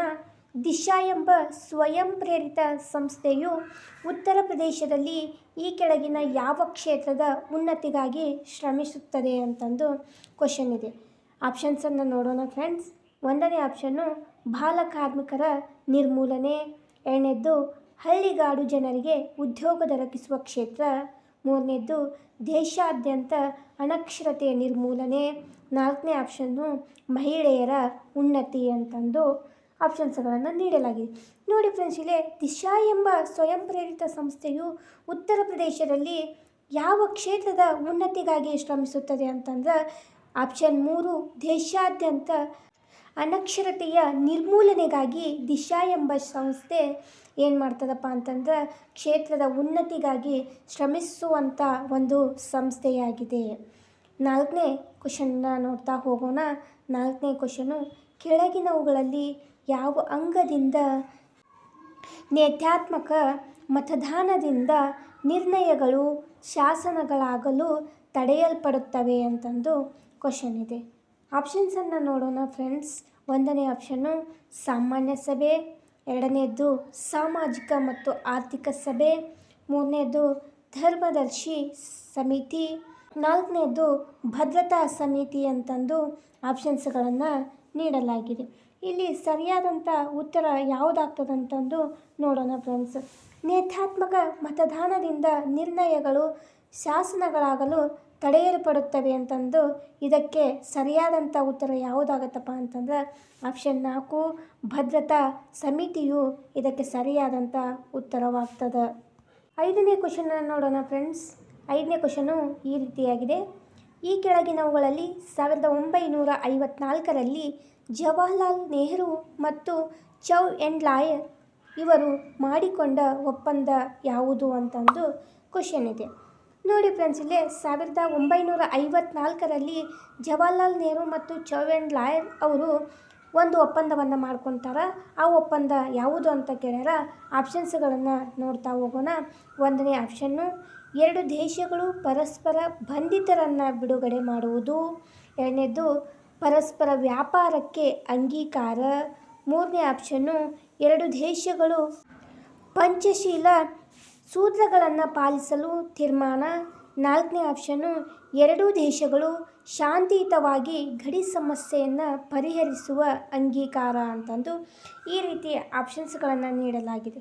ನೋಡಿ ಫ್ರೆಂಡ್ಸ್, ಇಲ್ಲಿ 1954ರಲ್ಲಿ ಜವಾಹರ್ಲಾಲ್ ನೆಹರು ಮತ್ತು ಚೌವೆನ್ಲಾಯ್ ಅವರು ಒಂದು ಒಪ್ಪಂದಕ್ಕೆ ಯಾವುದು ಒಪ್ಪಂದ ಮಾಡ್ಕೊತಾರಪ್ಪ ಅಂತಂದ್ರೆ ಆಪ್ಷನ್ 3 ಎರಡೂ ದೇಶಗಳು ಪಂಚಶೀಲ ಸೂತ್ರಗಳನ್ನು ಪಾಲಿಸಲು ತೀರ್ಮಾನ. ಇದಕ್ಕೆ ಒಪ್ಪಂದವನ್ನು ಚೌವೆನ್ಲಾಯ್ ಮತ್ತು ಜವಾಹರ್ಲಾಲ್ ನೆಹರು ಅವರು ಒಪ್ಪಂದವನ್ನು ಮಾಡಿಕೊಳ್ಳುತ್ತಾರೆ. 6ನೇ ಕ್ವಶನನ್ನು ನೋಡೋಣ ಫ್ರೆಂಡ್ಸ್. ಭಾರತವು ಅಣ್ವಸ್ತ್ರಗಳನ್ನು ತಗ್ಗಿಸುವ ಒಪ್ಪಂದಕ್ಕೆ ಸಹಿ ಹಾಕಲು ವಿರೋಧಿಸಿದ ಕಾರಣ ಅಂತಂದು ಕ್ವಶನ್ ಇದೆ. ಆಪ್ಷನ್ಸನ್ನು ನೋಡೋಣ. ತನ್ನ ರಕ್ಷಣೆಗಾಗಿ ಅಣ್ವಸ್ತ್ರಗಳನ್ನು ಇಟ್ಟುಕೊಳ್ಳುವ ಇಚ್ಛೆಯಿಂದಾಗಿ. ಎರಡನೇದ್ದು, ಅಣುಶಕ್ತಿಯುಳ್ಳ ರಾಷ್ಟ್ರಗಳಿಗೆ ಅಣ್ವಸ್ತ್ರಗಳನ್ನು ಬಳಸುವ ನಿರ್ಬಂಧಿಸುವುದರಿಂದ. ಮೂರನೇ ಆಪ್ಷನ್ನು, ಈ ಒಪ್ಪಂದವು ಭಾರತಕ್ಕೆ ಮಾತ್ರ ಅನ್ವಯಿಸುವುದರಿಂದ. ನಾಲ್ಕನೇ ಆಪ್ಷನ್ನು, ಈ ಮೇಲಿನ ಯಾವುದೂ ಅಲ್ಲ ಅಂತಂದು ಆಪ್ಷನ್ಸ್ಗಳನ್ನು ನೀಡಲಾಗಿದೆ. ನೋಡಿ ಫ್ರೆಂಡ್ಸ್, ಇಲ್ಲೇ ಸರಿಯಾದಂಥ ಉತ್ತರ ಎರಡನೇ ಆಪ್ಷನ್ ಆಗ್ತದೆ. ಎರಡನೇ ಆಪ್ಷನ್ನು ಯಾವುದಪ್ಪ ಅಂತಂದ್ರೆ ಅಣುಶಕ್ತಿಯುಳ್ಳ ರಾಷ್ಟ್ರಗಳಿಗೆ ಅಣ್ವಸ್ತ್ರಗಳನ್ನು ಬಳಸಲು ನಿರ್ಬಂಧಿಸದಿರುವುದರಿಂದ ಅಂತಂದು ಈ ಎರಡನೇ ಆಪ್ಷನ್ನು ಸರಿ ಉತ್ತರವಾಗ್ತದೆ. 7ನೇ ಕ್ವಶನನ್ನು ನೋಡೋಣ. ಗ್ರಹಗಳು ತಮ್ಮದೇ ಆದ ಪಥದಲ್ಲಿ ಚಲಿಸುತ್ತಿರುವುದು ಯಾವ ಅಂಶದಿಂದ ಅಂತಂದು ಕ್ವಶನ್ ಇದೆ. ನೋಡಿ ಫ್ರೆಂಡ್ಸ್, ಇಲ್ಲಿ ಆಪ್ಷನ್ನ ನೋಡೋಣ. 1ನೇ ಆಪ್ಷನ್ನು, ಸೂರ್ಯನು ತನ್ನ ಅಕ್ಷದ ಮೇಲೆ ಸುತ್ತುತ್ತಿರುವುದರಿಂದ. 2ನೇದ್ದು, ಗುರುತ್ವಾಕರ್ಷಣ ಮತ್ತು ಮಧ್ಯದಿಂದ ಹೊರಹೊಮ್ಮುವ ಶಕ್ತಿಗಳು. 3ನೇದ್ದು, ಅಗಾಧವಾದ ಗಾತ್ರ ಮತ್ತು ಗೋಳಾಕಾರ. 4ನೇ ಆಪ್ಷನ್ನು, ಪ್ರದಕ್ಷಿಣೆ ಮತ್ತು ಗ್ರಹಗಳ ಸಾಂದ್ರತೆ ಅಂತಂದು ಈ ರೀತಿ ಆಪ್ಷನ್ಸ್ಗಳನ್ನು ನೀಡಲಾಗಿದೆ.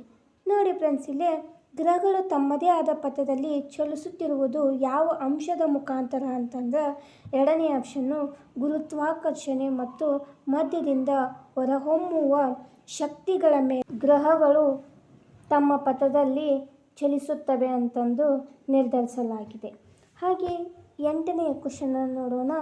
ಭೂಖಂಡಗಳು, ಸಾಗರಗಳು ಮತ್ತು ಇತರ ಸ್ವರೂಪಗಳ ಸಾಮಾನ್ಯ ಗಾತ್ರ ಮತ್ತು ಆಕಾರಗಳನ್ನು ಸರಿಯಾಗಿ ತೋರಿಸುವ ಭೂಗೋಳಶಾಸ್ತ್ರದ ಬೋಧನೆಯ ಸಾಧನವೇನೆಂದರೆ ಅಂತ ಕ್ವಶನ್ ಇದೆ.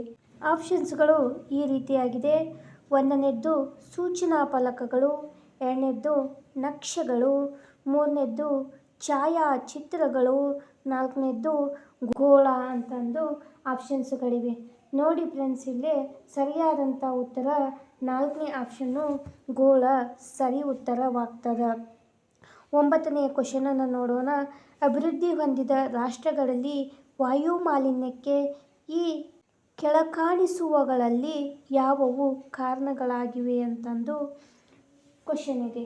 ಆಪ್ಷನ್ಸನ್ನು ನೋಡೋಣ. 1ನೇ ಆಪ್ಷನ್ನು, ಓಜೋನ್, ಇಂಗಾಲ ಡೈಆಕ್ಸೈಡ್, ಸೂಕ್ಷ್ಮಜೀವಿಗಳು ಮತ್ತು ಪರಾಗ ರೇಣುಗಳು ಅಂತಂದು 1ನೇ ಆಪ್ಷನ್ನು.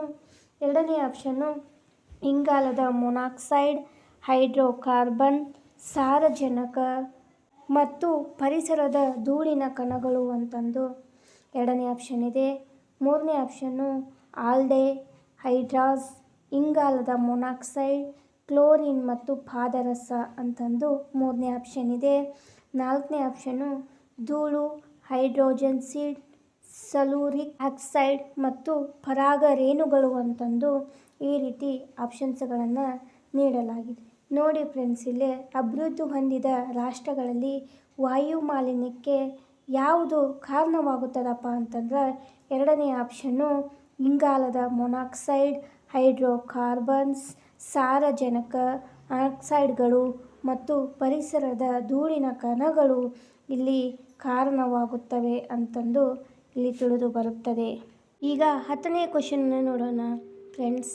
ಅಂತಸ್ಫಲನ ಶಿಲೆಯು ಉಂಟಾಗುವುದು ಹೇಗೆ ಅಂತಂದು ಕ್ವಶನ್ ಇದೆ. ಆಪ್ಷನ್ಸನ್ನು ನೋಡೋಣ.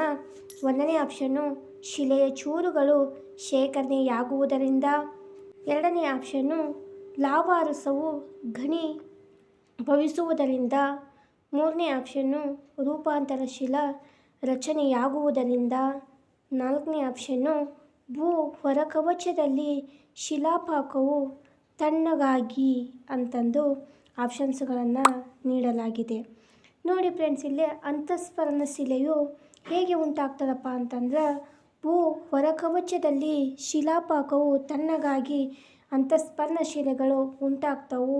ಆದ ಕಾರಣ ಆಪ್ಷನ್ 4 ಭೂ ಹೊರಕವಚದಲ್ಲಿ ಶಿಲಾಪಾಕವು ತಣ್ಣಗಾಗಿ ಇದು ಸರಿ ಉತ್ತರವಾಗ್ತದೆ. 11ನೇ ಕ್ವಶನು, ಪೆಟ್ರೋಲಿಯಂ ತೈಲದ ಪ್ರಾಮುಖ್ಯತೆಯು ಬಹುವಾಗಿ ಹೆಚ್ಚಾಗಿರುವುದು ಏತಕ್ಕೆಂದರೆ ಅಂತಂದು ಕ್ವಶನ್ ಇದೆ. ಆಪ್ಷನನ್ನು ನೋಡೋಣ ಫ್ರೆಂಡ್ಸ್. 1, ಪೆಟ್ರೋಲಿಯಂ ಹೆಚ್ಚಿನ ಶಾಖವನ್ನು ಹೊಂದಿರುವುದರಿಂದ. 2ನೇದು, ಕಡಿಮೆ ಯತ್ನಗಳಿಂದ ಅದು ಉರಿಯುವ ಇಂಧನ. 3ನೇದು, ಕಡಿಮೆ ವೆಚ್ಚದಿಂದ ಅದನ್ನು ಬಹುದೂರಗಳಿಗೆ ಒಯ್ಯುವುದು. 4ನೇದು, ನಿರುಪಯುಕ್ತತೆಯನ್ನು ಕಡಿಮೆ ಮಾಡುವುದು ಅಂತಂದು ಆಪ್ಷನ್ಸ್ಗಳನ್ನು ನೀಡಲಾಗಿದೆ. ನೋಡಿ ಫ್ರೆಂಡ್ಸ್, ಇಲ್ಲಿ ಇದಕ್ಕೆ ಸರಿಯಾದಂಥ ಉತ್ತರ ಯಾವುದಾಗ್ತದಪ್ಪ ಅಂತಂದ್ರೆ ಇಲ್ಲಿ ನೋಡೋಣ. 1ನೇದು ಎ ಮತ್ತು ಬಿ ಮಾತ್ರ. 2ನೇದು ಎ ಮತ್ತು ಸಿ ಮಾತ್ರ. 3ನೇದು ಎ ಸಿ ಮತ್ತು ಡಿ ಮಾತ್ರ. 4ನೇದು ಎ ಬಿ ಸಿ ಮತ್ತು ಡಿಗಳು ಅಂತಂದು ಅಲ್ಲಿ ಆಪ್ಷನ್ಸ್ಗಳನ್ನು ನೀಡಲಾಗಿದೆ. ನೋಡಿ ಫ್ರೆಂಡ್ಸ್, ಇಲ್ಲಿ 4ನೇ option A B C D 4 ಆಪ್ಷನ್ಗಳು ಇಲ್ಲಿ ಸರಿ ಉತ್ತರವಾಗ್ತದೆ. ಹಾಗೆ 12ನೇ ಕ್ವಶನನ್ನು ನೋಡೋಣ. ತೋಟಗಾರಿಕೆ, ಮೀನುಗಾರಿಕೆ ಮತ್ತು ಮರ ಕಡಿಯುವಿಕೆ ಮುಂತಾದವುಗಳು ಯಾವ ಒಂದು ಉದ್ಯಮದಲ್ಲಿ ಕಂಡುಬರುತ್ತವೆ ಅಂತಂದು ಕ್ವಶನ್ ಇದೆ. ಆಪ್ಷನ್ಸ್ಗಳನ್ನು ನೋಡೋಣ. 1ನೇದು ಸ್ವಂತ ಉದ್ಯಮ. 2ನೇದು ಮೂಲತಃ ಬಗೆಯ ಉದ್ಯಮ. 3ನೇದು ದ್ವಿತೀಯ ಬಗೆಯ ಉದ್ಯಮ. 4ನೇದು ತೃತೀಯ ಬಗೆಯ ಉದ್ಯಮ ಅಂತಂದು ಆಪ್ಷನ್ಸ್ಗಳನ್ನು ನೀಡಲಾಗಿದೆ. ನೋಡಿ ಫ್ರೆಂಡ್ಸ್, ಇಲ್ಲಿ ತೋಟಗಾರಿಕೆ ಆಗಿರಲಿ, ಮೀನುಗಾರಿಕೆ ಮತ್ತು ಮರ ಕಡಿಯುವಿಕೆಯು ಯಾವ ಉದ್ದಿಮೆಯಾಗಿದೆ ಅಂತಂದ್ರೆ 2ನೇ ಆಪ್ಷನ್ನು ಮೂಲತಃ ಬಗೆಯ ಉದ್ಯಮವಾಗಿದೆ ಅಂತಂದು ನಮಗೆ ಇಲ್ಲಿ ಗೊತ್ತಾಗುತ್ತದೆ.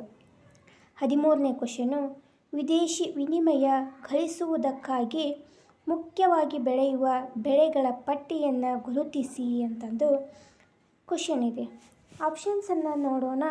1ನೇ ಆಪ್ಷನ್ನು ಕಬ್ಬು, ಹತ್ತಿ ಮತ್ತು ಗೋಧಿ. 2ನೇ ಆಪ್ಷನ್ನು ಭತ್ತ, ಕಾಫಿ ಮತ್ತು ಟೀ. 3ನೇ ಆಪ್ಷನ್ನು ಹೂಗಳು, ಹಣ್ಣುಗಳು ಮತ್ತು ಕಾಯಿಗಳು. 4ನೇ ಆಪ್ಷನ್ನು ತರಕಾರಿಗಳು, ಆಹಾರ ಧಾನ್ಯಗಳು ಅಂತಂದು ಆಪ್ಷನ್ಸ್ಗಳನ್ನು ನೀಡಲಾಗಿದೆ. ನೋಡಿ ಫ್ರೆಂಡ್ಸ್, ಇಲ್ಲಿ ವಿದೇಶಿ ವಿನಿಮಯ ಗಳಿಸುವುದಕ್ಕಾಗಿ ಇಲ್ಲಿ ಮುಖ್ಯವಾಗಿರ್ತಕ್ಕಂಥ ಬೆಳೆ ಯಾವುದಪ್ಪ ಅಂತಂದ್ರೆ ಹೂಗಳು, ಹಣ್ಣುಗಳು ಮತ್ತು ಕಾಯಿಗಳು. ಆದ ಕಾರಣ ಆಪ್ಷನ್ 3 ಹೂವು, ಕಾಯಿ, ಹಣ್ಣುಗಳು ಸರಿ ಉತ್ತರವಾಗ್ತದೆ. 14ನೇ ಕ್ವಶನು, ಇಂಗಾಲದ ಡೈಆಕ್ಸೈಡ್ ಗಾಳಿಯಲ್ಲಿ ಮಿಶ್ರಣಗೊಳ್ಳುತ್ತವೆ. ಇದರಿಂದ ಅದು ಮಾನವನ ಆರೋಗ್ಯದ ಮೇಲೆ ಪರಿಣಾಮ ಬೀರುತ್ತದೆ. ಉಷ್ಣಾಂಶದ ಮೇಲೆ ಅದರ ಪರಿಣಾಮವೇನೆಂದರೆ ಅಂತಂದು ಕ್ವಶನ್ ಇದೆ. ಆಪ್ಷನ್ನ ನೋಡೋಣ. 1ನೇ ಆಪ್ಷನ್ನು ಉಷ್ಣಾಂಶವನ್ನು ಕಡಿಮೆ ಮಾಡುತ್ತದೆ. 2ನೇದು ಉಷ್ಣಾಂಶವನ್ನು ಹೆಚ್ಚಿಸುತ್ತದೆ. 3ನೇ ಆಪ್ಷನ್ನು ವಾಯುಮಂಡಲವನ್ನು ಸಮತೋಲನದಲ್ಲಿಡುತ್ತದೆ. 4ನೇ ಆಪ್ಷನ್ನು ಈ ಮೇಲಿನಗಳು ಯಾವುವೂ ಅಲ್ಲ ಅಂತಂದು ಆಪ್ಷನ್ಸ್ಗಳನ್ನು ನೀಡಲಾಗಿದೆ. ನೋಡಿ ಫ್ರೆಂಡ್ಸ್, ಇಲ್ಲಿ ಇಂಗಾಲದ ಡೈಆಕ್ಸೈಡ್ ಗಾಳಿಯಲ್ಲಿ ಮಿಶ್ರಣಗೊಳ್ಳುತ್ತದೆ. ಆದ್ದರಿಂದ ಅದು ಮಾನವನ ಆರೋಗ್ಯದ ಮೇಲೆ ಹೇಗೆ ಪರಿಣಾಮ ಬೀರುತ್ತದೆ ಅಂತಂದ್ರೆ ನೋಡಿ ಫ್ರೆಂಡ್ಸ್, ಇಲ್ಲಿ ಉಷ್ಣಾಂಶವನ್ನು ಹೆಚ್ಚಿಸುತ್ತದೆ. ಆದ ಕಾರಣ 2ನೇ ಆಪ್ಷನ್ನು ಉಷ್ಣಾಂಶವನ್ನು ಹೆಚ್ಚಿಸುತ್ತದೆ. ಇದು ಸರಿ ಉತ್ತರವಾಗ್ತದೆ. 15ನೇ ಕ್ವಶನು, ಈ ಕೆಳಗಿನವುಗಳಲ್ಲಿ ಭೂಮಾರುತಗಳು ಯಾವ ದಿಕ್ಕನ್ನು ಬದಲಿಸಿ ನೈಋತ್ಯ ಮಾನ್ಸೂನ್ ಮಾರುತಗಳಾಗುತ್ತವೆ ಅಂತಂದು ಕ್ವಶನ್ ಇದೆ. ಆಪ್ಷನ್ಸ್ಗಳನ್ನು ನೋಡೋಣ. 1ನೇ ಆಪ್ಷನ್ನು ಈಶಾನ್ಯ ದೈವ ಮಾರುತಗಳು. 2ನೇದು ಪಶ್ಚಿಮ ನಿತ್ಯ ಮಾರುತಗಳು. 3ನೇದು ಈಶಾನ್ಯ ವಾಣಿಜ್ಯ ಮಾರುತಗಳು. ನಾಲ್ಕನೇದ್ದು ಆಗ್ನೇಯ ವಾಣಿಜ್ಯ ಮಾರುತಗಳು ಅಂತಂದು ಆಪ್ಷನ್ಸ್ಗಳನ್ನು ನೀಡಲಾಗಿದೆ. ನೋಡಿ ಫ್ರೆಂಡ್ಸ್, ಇಲ್ಲೇ ಮಾರುತಗಳು ಯಾವ ದಿಕ್ಕನ್ನು ಬದಲಿಸಿ ನೈಋತ್ಯ ಮಾನ್ಸೂನ್ ಮಾರುತಗಳಾಗಿ ಹೋಗುತ್ತವೆಪ್ಪ ಅಂತಂದ್ರೆ ನಾಲ್ಕನೇ ಆಪ್ಷನ್ನು ಆಗ್ನೇಯ ವಾಣಿಜ್ಯ ಮಾರುತಗಳಾಗಿ ಬದಲಾವಣೆ ಆಗ್ತಾವು ಅಂತಂದು ಇಲ್ಲಿ ಗೊತ್ತಾಗುತ್ತದೆ. 15ನೇ ಕ್ವಶನನ್ನು ನೋಡೋಣ ಫ್ರೆಂಡ್ಸ್. ಈ ಕೆಳಗಿನವುಗಳಲ್ಲಿ ಯಾವ ಜೋಡಿ ಬಂದರುಗಳಲ್ಲಿ ಭಾರತದ ಅತಿ ಹೆಚ್ಚಿನ ಕಬ್ಬಿಣದ ಅದಿರುಗಳನ್ನು ನಿರ್ಣಾಯತ ಮಾಡಲಾಗುತ್ತದೆ ಅಂತಂದು ಕ್ವಶನ್ ಇದೆ. ಆಪ್ಷನ್ಸ್ಗಳನ್ನು ನೋಡೋಣ. 1ನೇ ಆಪ್ಷನ್ನು ಮರ್ಮಾಗೋವಾ ಮತ್ತು JNPT. 2ನೇ ಆಪ್ಷನ್ನು ಮರ್ಮಾಗೋವಾ ಮತ್ತು ವಿಶಾಖಪಟ್ಟಣ. 3ನೇ ಆಪ್ಷನ್ನು ಕಾಡ್ಲಾ ಮತ್ತು JNPT. 4ನೇ ಆಪ್ಷನ್ನು ಮಂಗಳೂರು ಮತ್ತು ಕೊಚ್ಚಿನ್ ಅಂತ ಆಪ್ಷನ್ಸ್ಗಳನ್ನು ನೀಡಲಾಗಿದೆ. ನೋಡಿ ಫ್ರೆಂಡ್ಸ್, ಇಲ್ಲೇ ಭಾರತದ ಅತಿ ಹೆಚ್ಚಿನದ ಕಬ್ಬಿದ ಅದಿರುಗಳನ್ನು ನಿರ್ಣಾಯತ ಮಾಡಿರ್ತಕ್ಕಂಥ ಬಂದರುಗಳು ಯಾವಪ್ಪ ಅಂತಂದ್ರೆ 2ನೇ ಆಪ್ಷನ್ನು ಮರ್ಮಾಗೋವಾ ಮತ್ತು ವಿಶಾಖಪಟ್ಟಣ ಸರಿ ಉತ್ತರವಾಗ್ತದೆ. ಹಾಗೆ 17ನೇ ಕ್ವಶನನ್ನು ನೋಡೋಣ. ಮೊನೊವೈಟ್ ಯಾವುದರ ಅದಿರಾಗಿದೆ ಎಂದರೆ ಅಂತಂದು ಕ್ವಶನ್ ಇದೆ. ಆಪ್ಷನ್ಸ್ಗಳನ್ನು ನೋಡೋಣ. 1ನೇ ಆಪ್ಷನ್ನು ಮೈಕಾ, 2ನೇದ್ದು ಮ್ಯಾಗ್ನೀಸ್, 3ನೇದ್ದು ಕಬ್ಬಿಣ, 4ನೇದ್ದು ಬಾಕ್ಸೈಟ್ ಅಂತಂದು 4 ಆಪ್ಷನ್ನುಗಳನ್ನು ನೀಡಲಾಗಿದೆ. ನೋಡಿ ಫ್ರೆಂಡ್ಸ್, ಇಲ್ಲೇ ಮೊನೊವೈಟ್ ಇದು ಮೈಕಾ ಅದಿರಾಗಿದೆ ಎಂದು ನಮಗೆ ಇಲ್ಲಿ ತಿಳಿದು ಬರುತ್ತದೆ. 18ನೇ ಕ್ವಶನನ್ನು ನೋಡೋಣ. ಕೌಟಿಲ್ಯನ ಅರ್ಥಶಾಸ್ತ್ರದಲ್ಲಿ ಅಂತಂದು ಕ್ವಶನ್ ಇದೆ. ಆಪ್ಷನ್ಸ್ಗಳನ್ನು ನೋಡೋಣ. 1ನೇದ್ದು ರಾಜಕೀಯದ ಬಗ್ಗೆ ಅನೇಕ ಉಲ್ಲೇಖಗಳಿವೆ. 2ನೇದ್ದು ದೇಶದ ಆರ್ಥಿಕ ವ್ಯವಸ್ಥೆಯ ಬಗ್ಗೆ ಮಾತ್ರ ವಿವರಗಳಿವೆ. 3ನೇ ಆಪ್ಷನ್ನು ಸಾರ್ವಜನಿಕ ಅರ್ಥವ್ಯವಸ್ಥೆಯ ಬಗ್ಗೆ ವಿವರಗಳಿವೆ. 4ನೇದ್ದು ತೆರಿಗೆಗಳ ಪಾವತಿಯ ಬಗ್ಗೆ ತಿಳುವಳಿಕೆಗಳಿವೆ ಅಂತ ಇದೆ. ನೋಡಿ ಫ್ರೆಂಡ್ಸ್, ಇಲ್ಲೇ ಕೌಟಿಲ್ಯನ ಅರ್ಥಶಾಸ್ತ್ರದಲ್ಲಿ ಸಾರ್ವಜನಿಕರ ಅರ್ಥವ್ಯವಸ್ಥೆಯ ಬಗ್ಗೆ ವಿವರಣೆ ಇದೆ. ಆದ ಕಾರಣ ಆಪ್ಷನ್ 3 ಸಾರ್ವಜನಿಕ ಅರ್ಥವ್ಯವಸ್ಥೆಯ ಬಗ್ಗೆ ವಿವರಗಳಿವೆ ಅಂತಂದು ಸರಿ ಉತ್ತರವಾಗ್ತದೆ. 19ನೇ ಕ್ವಶನನ್ನು ನೋಡೋಣ.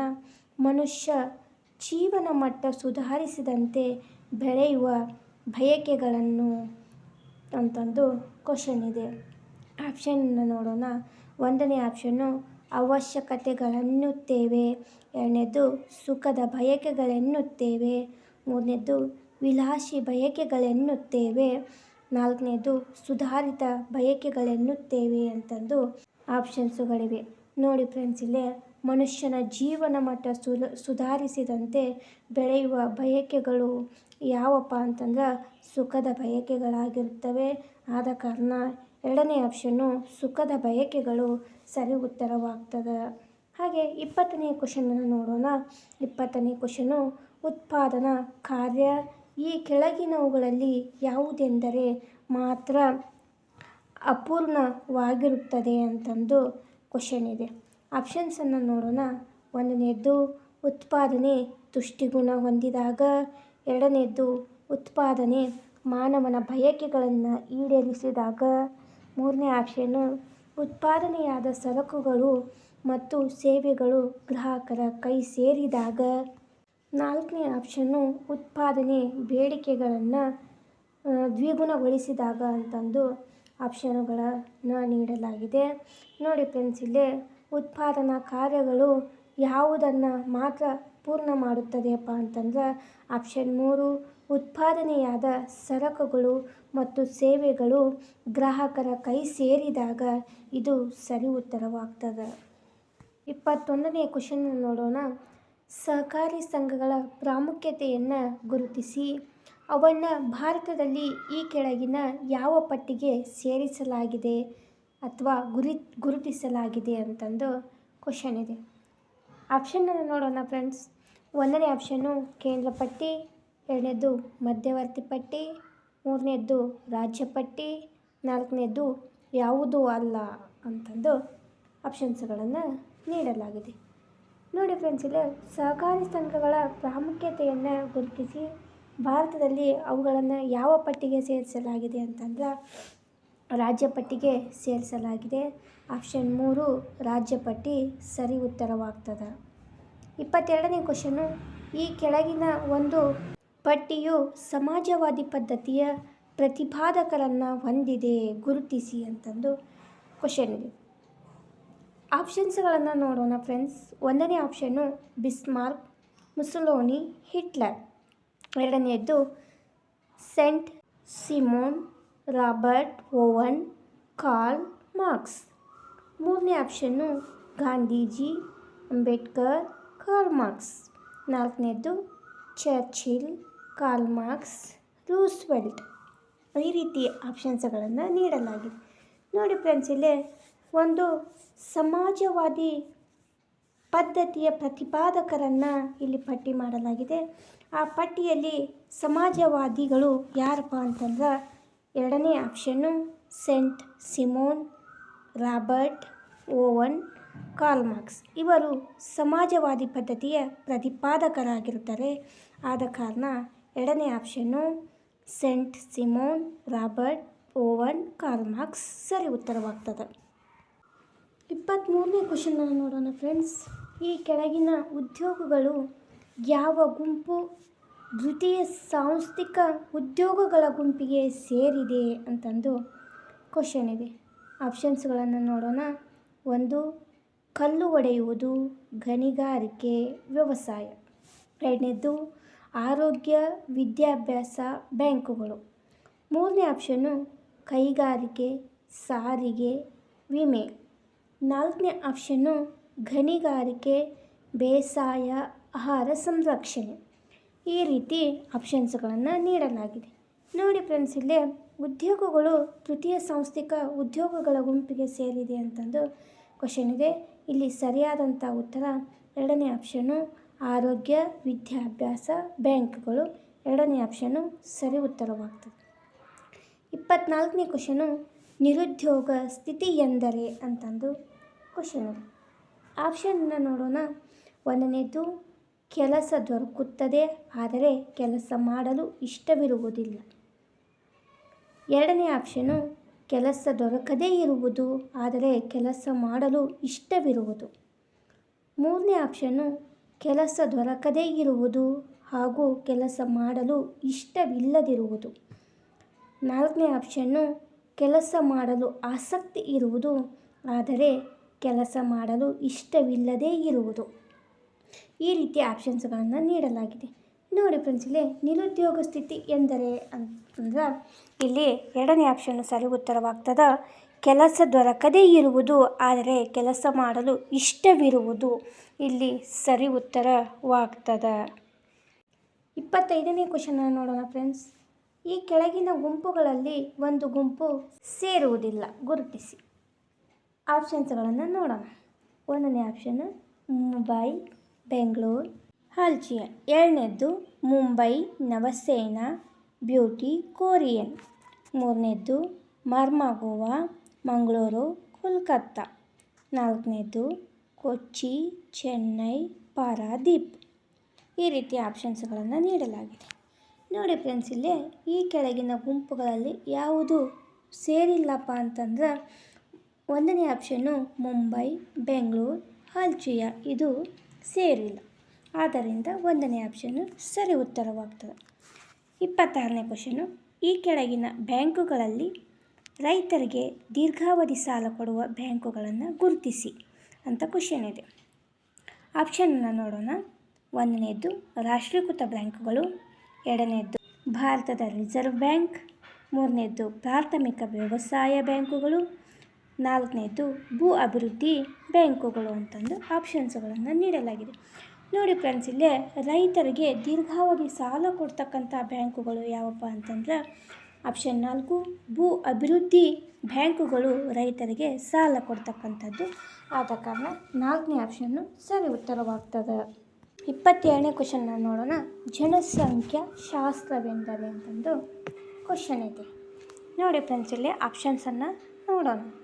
ಒಂದು ದೇಶದ ಜನಸಂಖ್ಯೆಯ ಅಂಕಿಅಂಶಗಳನ್ನು ಅಭ್ಯಸಿಸುವ ವಿಷಯ ಅಂತ ಕ್ವಶನ್ ಇದೆ. ಈಗ ಆಪ್ಷನ್ಸನ್ನು ನೋಡೋಣ. 1ನೇ ಆಪ್ಷನ್ನು ಒಂದು ದೇಶದ ಜನಸಂಖ್ಯೆಯ ಅಂಕಿಅಂಶಗಳನ್ನು ಅಭ್ಯಸಿಸುವ ವಿಷಯ. 2ನೇದ್ದು ಜನಸಂಖ್ಯೆಯ ಹೆಚ್ಚಳವನ್ನು ಅಂದಾಜು ಮಾಡುವ ಶಾಸ್ತ್ರ.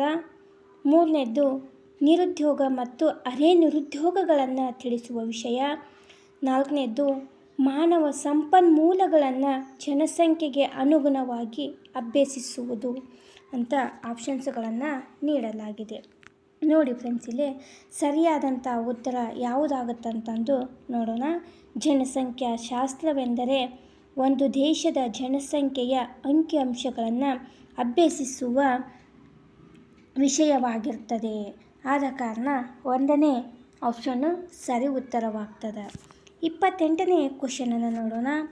ಭಾರತದಲ್ಲಿ ಆಧುನಿಕ ಬೇಸಾಯ ಹೆಚ್ಚು ಸಫಲವಾಗಿಲ್ಲ ಏಕೆಂದರೆ ಅಂತಂದು ಕ್ವಶನ್ ಇದೆ. ಆಪ್ಷನ್ಸನ್ನು ನೋಡೋಣ. 1ನೇದ್ದು ಇದಕ್ಕೆ ಕುಶಲ ಕಾರ್ಮಿಕರು ಮತ್ತು ವೈಜ್ಞಾನಿಕ ಜ್ಞಾನ ಭಾರತದ ಕಾರ್ಮಿಕರಲ್ಲಿ ಇಲ್ಲದೇ ಇರುವುದು. 2ನೇ ಆಪ್ಷನ್ನು ಬ್ರಿಟಿಷರ ಕಾಲದಲ್ಲಿ ಇದನ್ನು ರೂಢಿಗೆ ತರದೇ ಹೋದದ್ದು. 3ನೇ ಆಪ್ಷನ್ನು ಇದಕ್ಕೆ ಭೂ ಸುಧಾರಣೆಗಳು ಮತ್ತು ವೈಜ್ಞಾನಿಕ ಜ್ಞಾನ ಭಾರತದ ಕಾರ್ಮಿಕರಲ್ಲಿ ಇಲ್ಲದೇ ಇರುವುದು. 4ನೇದು ಇದಕ್ಕೆ ಗರಿಷ್ಠ ಪ್ರಮಾಣದ ರಾಸಾಯನಿಕ ಗೊಬ್ಬರಗಳ ಮತ್ತು ಯಂತ್ರಗಳ ಅವಶ್ಯಕತೆ ಇರುವುದು ಅಂತ ಈ ರೀತಿ ಆಪ್ಷನ್ಸ್ಗಳನ್ನು ನೀಡಲಾಗಿದೆ. ನೋಡಿ ಫ್ರೆಂಡ್ಸ್, ಇಲ್ಲಿ ಸರಿಯಾದಂಥ ಉತ್ತರ ಯಾವುದಾಗುತ್ತಂತಂದು ನೋಡೋಣ. ಭಾರತದಲ್ಲಿ ಆಧುನಿಕ ಬೇಸಾಯ ಹೆಚ್ಚು ಸಫಲವಾಗಿಲ್ಲ. ಯಾಕಪ್ಪ ಅಂತಂದ್ರೆ ಇದಕ್ಕೆ ಕುಶಲ ಕಾರ್ಮಿಕರು ಮತ್ತು ವೈಜ್ಞಾನಿಕ ಜ್ಞಾನ ಭಾರತದ ಕಾರ್ಮಿಕರಲ್ಲಿ ಇಲ್ಲದೇ ಇರುವುದು ಇದಕ್ಕೆ ಒಂದು ದೊಡ್ಡ ಸಫಲವಾಗಿರ್ತಕ್ಕಂಥ ಕಾರಣವಾಗಿದೆ. ಆದ ಕಾರಣ 1ನೇ ಆಪ್ಷನ್ನು ಸರಿ ಉತ್ತರವಾಗ್ತದೆ. 29ನೇ ಕ್ವಶನ್ನ ನೋಡೋಣ. ಜಮೀನುಗಳ ವಿಭಜನೆ ಮತ್ತು ಛಿದ್ರೀಕರಣವನ್ನು ಹೋಗಲಾಡಿಸಲು ಅಂತಂದು ಕ್ವಶನ್ ಇದೆ. ಆಪ್ಷನ್ನ ನೋಡೋಣ ಫ್ರೆಂಡ್ಸ್. 1ನೇ ಆಪ್ಷನ್ನು ಬೇಸಾಯದ ಆಧುನೀಕರಣದಿಂದ ಸಾಧ್ಯ. 2ನೇದು ಪಿತ್ರಾರ್ಜಿತ ಆಸ್ತಿಯ ಹಕ್ಕನ್ನು ಬದಲಾಯಿಸುವ ಅಗತ್ಯ. 3ನೇದು ಜಮೀನುಗಳನ್ನು ಕ್ರೋಢೀಕರಿಸುವುದರಿಂದ ಸಾಧ್ಯ. 4ನೇದು ಆರ್ಥಿಕ ಹಿಡುವಳಿಕೆಗಳನ್ನು ನಿರ್ಮಿಸುವುದರಿಂದ ಸಾಧ್ಯ ಅಂತಂದು ಆಪ್ಷನ್ಸ್ಗಳನ್ನು ನೀಡಲಾಗಿದೆ. ನೋಡಿ ಫ್ರೆಂಡ್ಸ್, ಇಲ್ಲಿ ಜಮೀನುಗಳ ವಿಭಜನೆ ಮತ್ತು ಛಿದ್ರೀಕರಣಗಳನ್ನು ಹೋಗಲಾಡಿಸಲು ನಮಗೆ ಬೇಕಾಗಿರ್ತಕ್ಕಂಥದ್ದು ಆರ್ಥಿಕ ಹಿಡುವಳಿಕೆಗಳನ್ನು ನಿರ್ಮಿಸುವುದರಿಂದ ಸಾಧ್ಯವಾಗ್ತದೆ. ಆದ ಕಾರಣ 4ನೇ ಆಪ್ಷನ್ನು ಆರ್ಥಿಕ ಹಿಡುವಳಿಕೆಗಳನ್ನು ನಿರ್ಮಿಸುವುದರಿಂದ ಸಾಧ್ಯ, ಇದು ಸರಿಯಾದಂಥ ಉತ್ತರವಾಗ್ತದೆ. 30ನೇ ಕ್ವಶನನ್ನು ನೋಡೋಣ ಫ್ರೆಂಡ್ಸ್. ಈ ಕೆಳಗಿನವುಗಳಲ್ಲಿ ಒಂದು ವಿಷಯ ಗುಂಪಿಗೆ ಸೇರಿಲ್ಲ, ಗುರುತಿಸಿ ಅಂತಂದು ಕ್ವಶನ್ ಇದೆ ಫ್ರೆಂಡ್ಸ್. ಆಪ್ಷನ್ಸನ್ನು ನೋಡೋಣ ಫ್ರೆಂಡ್ಸ್. ಇದಕ್ಕೆ 1ನೇದು ಬುಟ್ಟಿ ಹೆಣುವಿಕೆ. 2ನೇದು ಹಗ್ಗಗಳನ್ನು ತಯಾರಿಸುವುದು. 3ನೇದು ಬಡಗಿತನ. 4ನೇದು ಸಿದ್ಧಪಡಿಸಿದ ಉಡುಪುಗಳು ಅಂತಂದು ಆಪ್ಷನ್ಸ್ಗಳನ್ನು ನೀಡಲಾಗಿದೆ ಫ್ರೆಂಡ್ಸ್. ನೋಡಿ ಫ್ರೆಂಡ್ಸ್, ಇಲ್ಲಿ ಒಂದು ವಿಷಯದ ಗುಂಪಿಗೆ ಸೇರಿಲ್ಲ. ಅದು ಯಾವುದಪ್ಪ ಅಂತಂದ್ರೆ 4ನೇ ಆಪ್ಷನ್ನು ಸಿದ್ಧಪಡಿಸಿದ ಉಡುಪುಗಳು. ಇದು ವಿಷಯಕ್ಕೆ ಸೇರದೇ ಇರತಕ್ಕಂಥದ್ದು. ಹಾಗೆ 31ನೇ ಕ್ವಶನನ್ನು ನೋಡೋಣ ಫ್ರೆಂಡ್ಸ್. ಪ್ರಪಂಚದ ಯುದ್ಧಗಳ ಕಾಲದಲ್ಲಿ ನಮ್ಮ ವಿದೇಶಿ ವ್ಯಾಪಾರದಲ್ಲಿ ಪ್ರತಿಕೂಲ ಪರಿಣಾಮ ಉಂಟಾಯಿತು, ಏಕೆ ಅದಂತಂದು ಕ್ವಶನ್ ಇದೆ. ಇದಕ್ಕೆ ಆಪ್ಷನ್ಸ್ಗಳನ್ನು ನೋಡ್ತಾ ಹೋಗೋಣ ಫ್ರೆಂಡ್ಸ್. ಆಪ್ಷನ್ಸ್ಗಳು ಈ ರೀತಿಯಾಗಿವೆ. 1ನೇ ಆಪ್ಷನ್ನು ನಾವು ಕೈಗಾರಿಕಾ ಉತ್ಪಾದನೆ ಮಾಡಲಿಲ್ಲ. 2ನೇ ಆಪ್ಷನ್ನು ನಮ್ಮಲ್ಲಿ ಆಗ ಕ್ಷಾಮ ತಲೆದೋರುತ್ತಿತ್ತು. 3ನೇದ್ದು ಶತ್ರು ರಾಷ್ಟ್ರಗಳ ಜೊತೆಯಲ್ಲಿ ವ್ಯಾಪಾರ ನಡೆಸಲು ಸಾಧ್ಯವಾಗಲಿಲ್ಲ. 4ನೇ ಆಪ್ಷನ್ನು ಬ್ರಿಟಿಷರು ನಮ್ಮ ವಿದೇಶಿ ವ್ಯಾಪಾರವನ್ನು ಉತ್ತೇಜಿಸಲಿಲ್ಲ ಅಂತಂದು ಆಪ್ಷನ್ಸ್ಗಳನ್ನು ನೀಡಲಾಗಿದೆ. ನೋಡಿ ಫ್ರೆಂಡ್ಸ್, ಇದಕ್ಕೆ ಸರಿಯಾದಂಥ ಉತ್ತರ ಯಾವುದಾಗುತ್ತಪ್ಪ ಅಂತಂದ್ರೆ 3ನೇ ಆಪ್ಷನ್ನು ಶತ್ರು ರಾಷ್ಟ್ರಗಳ ಜೊತೆಯಲ್ಲಿ ವ್ಯಾಪಾರ ನಡೆಸಲು ಸಾಧ್ಯವಾಗಲಿಲ್ಲ ಅಂತಂದು ಇಲ್ಲಿ ಈ ಆಪ್ಷನ್ನು ಸರಿ ಉತ್ತರವಾಗ್ತದೆ. ಹಾಗೆ 32ನೇ ಕ್ವಶನನ್ನು ನೋಡೋಣ ಫ್ರೆಂಡ್ಸ್. ಬ್ರಹ್ಮದೇಯ ಎಂಬ ಪದವು ಮೊಟ್ಟ ಮೊದಲ ಬಾರಿಗೆ ಕಂಡು ಬರುವುದು ಅಂತಂದು ಕ್ವಶನ್ ಇದೆ ಫ್ರೆಂಡ್ಸ್. ಆಪ್ಷನನ್ನು ನೋಡೋಣ ಫ್ರೆಂಡ್ಸ್. 1ನೇದ್ದು ಆರಂಭದ ವೇದ ಪಠ್ಯಗಳಲ್ಲಿ, 2ನೇದ್ದು ಆರಂಭಿಕ ಬೌದ್ಧ ಪಠ್ಯಗಳಲ್ಲಿ, 3ನೇ ಆಪ್ಷನ್ನು ಗುಪ್ತರ ಪೂರ್ವ ಶಾಸನಗಳಲ್ಲಿ, 4ನೇ ಆಪ್ಷನ್ನು ಗುಪ್ತರ ನಂತರದ ಶಾಸನಗಳಲ್ಲಿ ಅಂತಂದು ಈ ರೀತಿ ಆಪ್ಷನ್ಸ್ಗಳನ್ನು ನೀಡಲಾಗಿದೆ. ನೋಡಿ ಫ್ರೆಂಡ್ಸ್, ಇಲ್ಲೇ ಬ್ರಹ್ಮದೇಯ ಎಂಬ ಪದವು ಮೊಟ್ಟ ಮೊದಲ ಬಾರಿಗೆ ಕಂಡು ಬರ್ತಿದ್ದಕ್ಕಂಥದ್ದು ಗುಪ್ತರ ನಂತರದ ಶಾಸನಗಳಲ್ಲಿ. ಆದ ಕಾರಣ 4ನೇ ಆಪ್ಷನ್ನು ಗುಪ್ತರ ನಂತರದ ಶಾಸನಗಳಲ್ಲಿ ಇದು ಸರಿಯಾದಂಥ ಉತ್ತರವಾಗ್ತದೆ. 33ನೇ ಕ್ವಶನನ್ನು ನೋಡೋಣ ಫ್ರೆಂಡ್ಸ್. ಕೆಳಗಿನವುಗಳಲ್ಲಿ ಸರಿಯಾದ ಹೊಂದಾಣಿಕೆ ಇಲ್ಲದ್ದು ಯಾವುದು ಅಂತ ಕ್ವಶನ್ ಇದೆ. ಇಲ್ಲಿ ಆಪ್ಷನ್ಸನ್ನು ನೋಡ್ತಾ ಹೋಗೋಣ ಫ್ರೆಂಡ್ಸ್. 1ನೇದ್ದು ವರಹಮೀರ ಬೃಹತ್ ಸಂಹಿತ, 2ನೇದ್ದು ಆರ್ಯಭಟ ಸೂರ್ಯ ಸಿದ್ಧಾಂತ, 3ನೇದ್ದು ಲತಾದೇವ ರೋಮಕ ಸಿದ್ಧಾಂತ, 4ನೇದ್ದು ಭಾರವಿ ದಶಕುಮಾರ ಚರಿತೆ ಅಂತಂದು ಆಪ್ಷನ್ಸ್ಗಳನ್ನು ನೀಡಲಾಗಿದೆ. ನೋಡಿ ಫ್ರೆಂಡ್ಸ್, ಇಲ್ಲೇ ಅವರು ಬರೆದಿರ್ತಕ್ಕಂಥ ಕೃತಿಗಳನ್ನು ಕೊಟ್ಟಿದ್ದಾರೆ.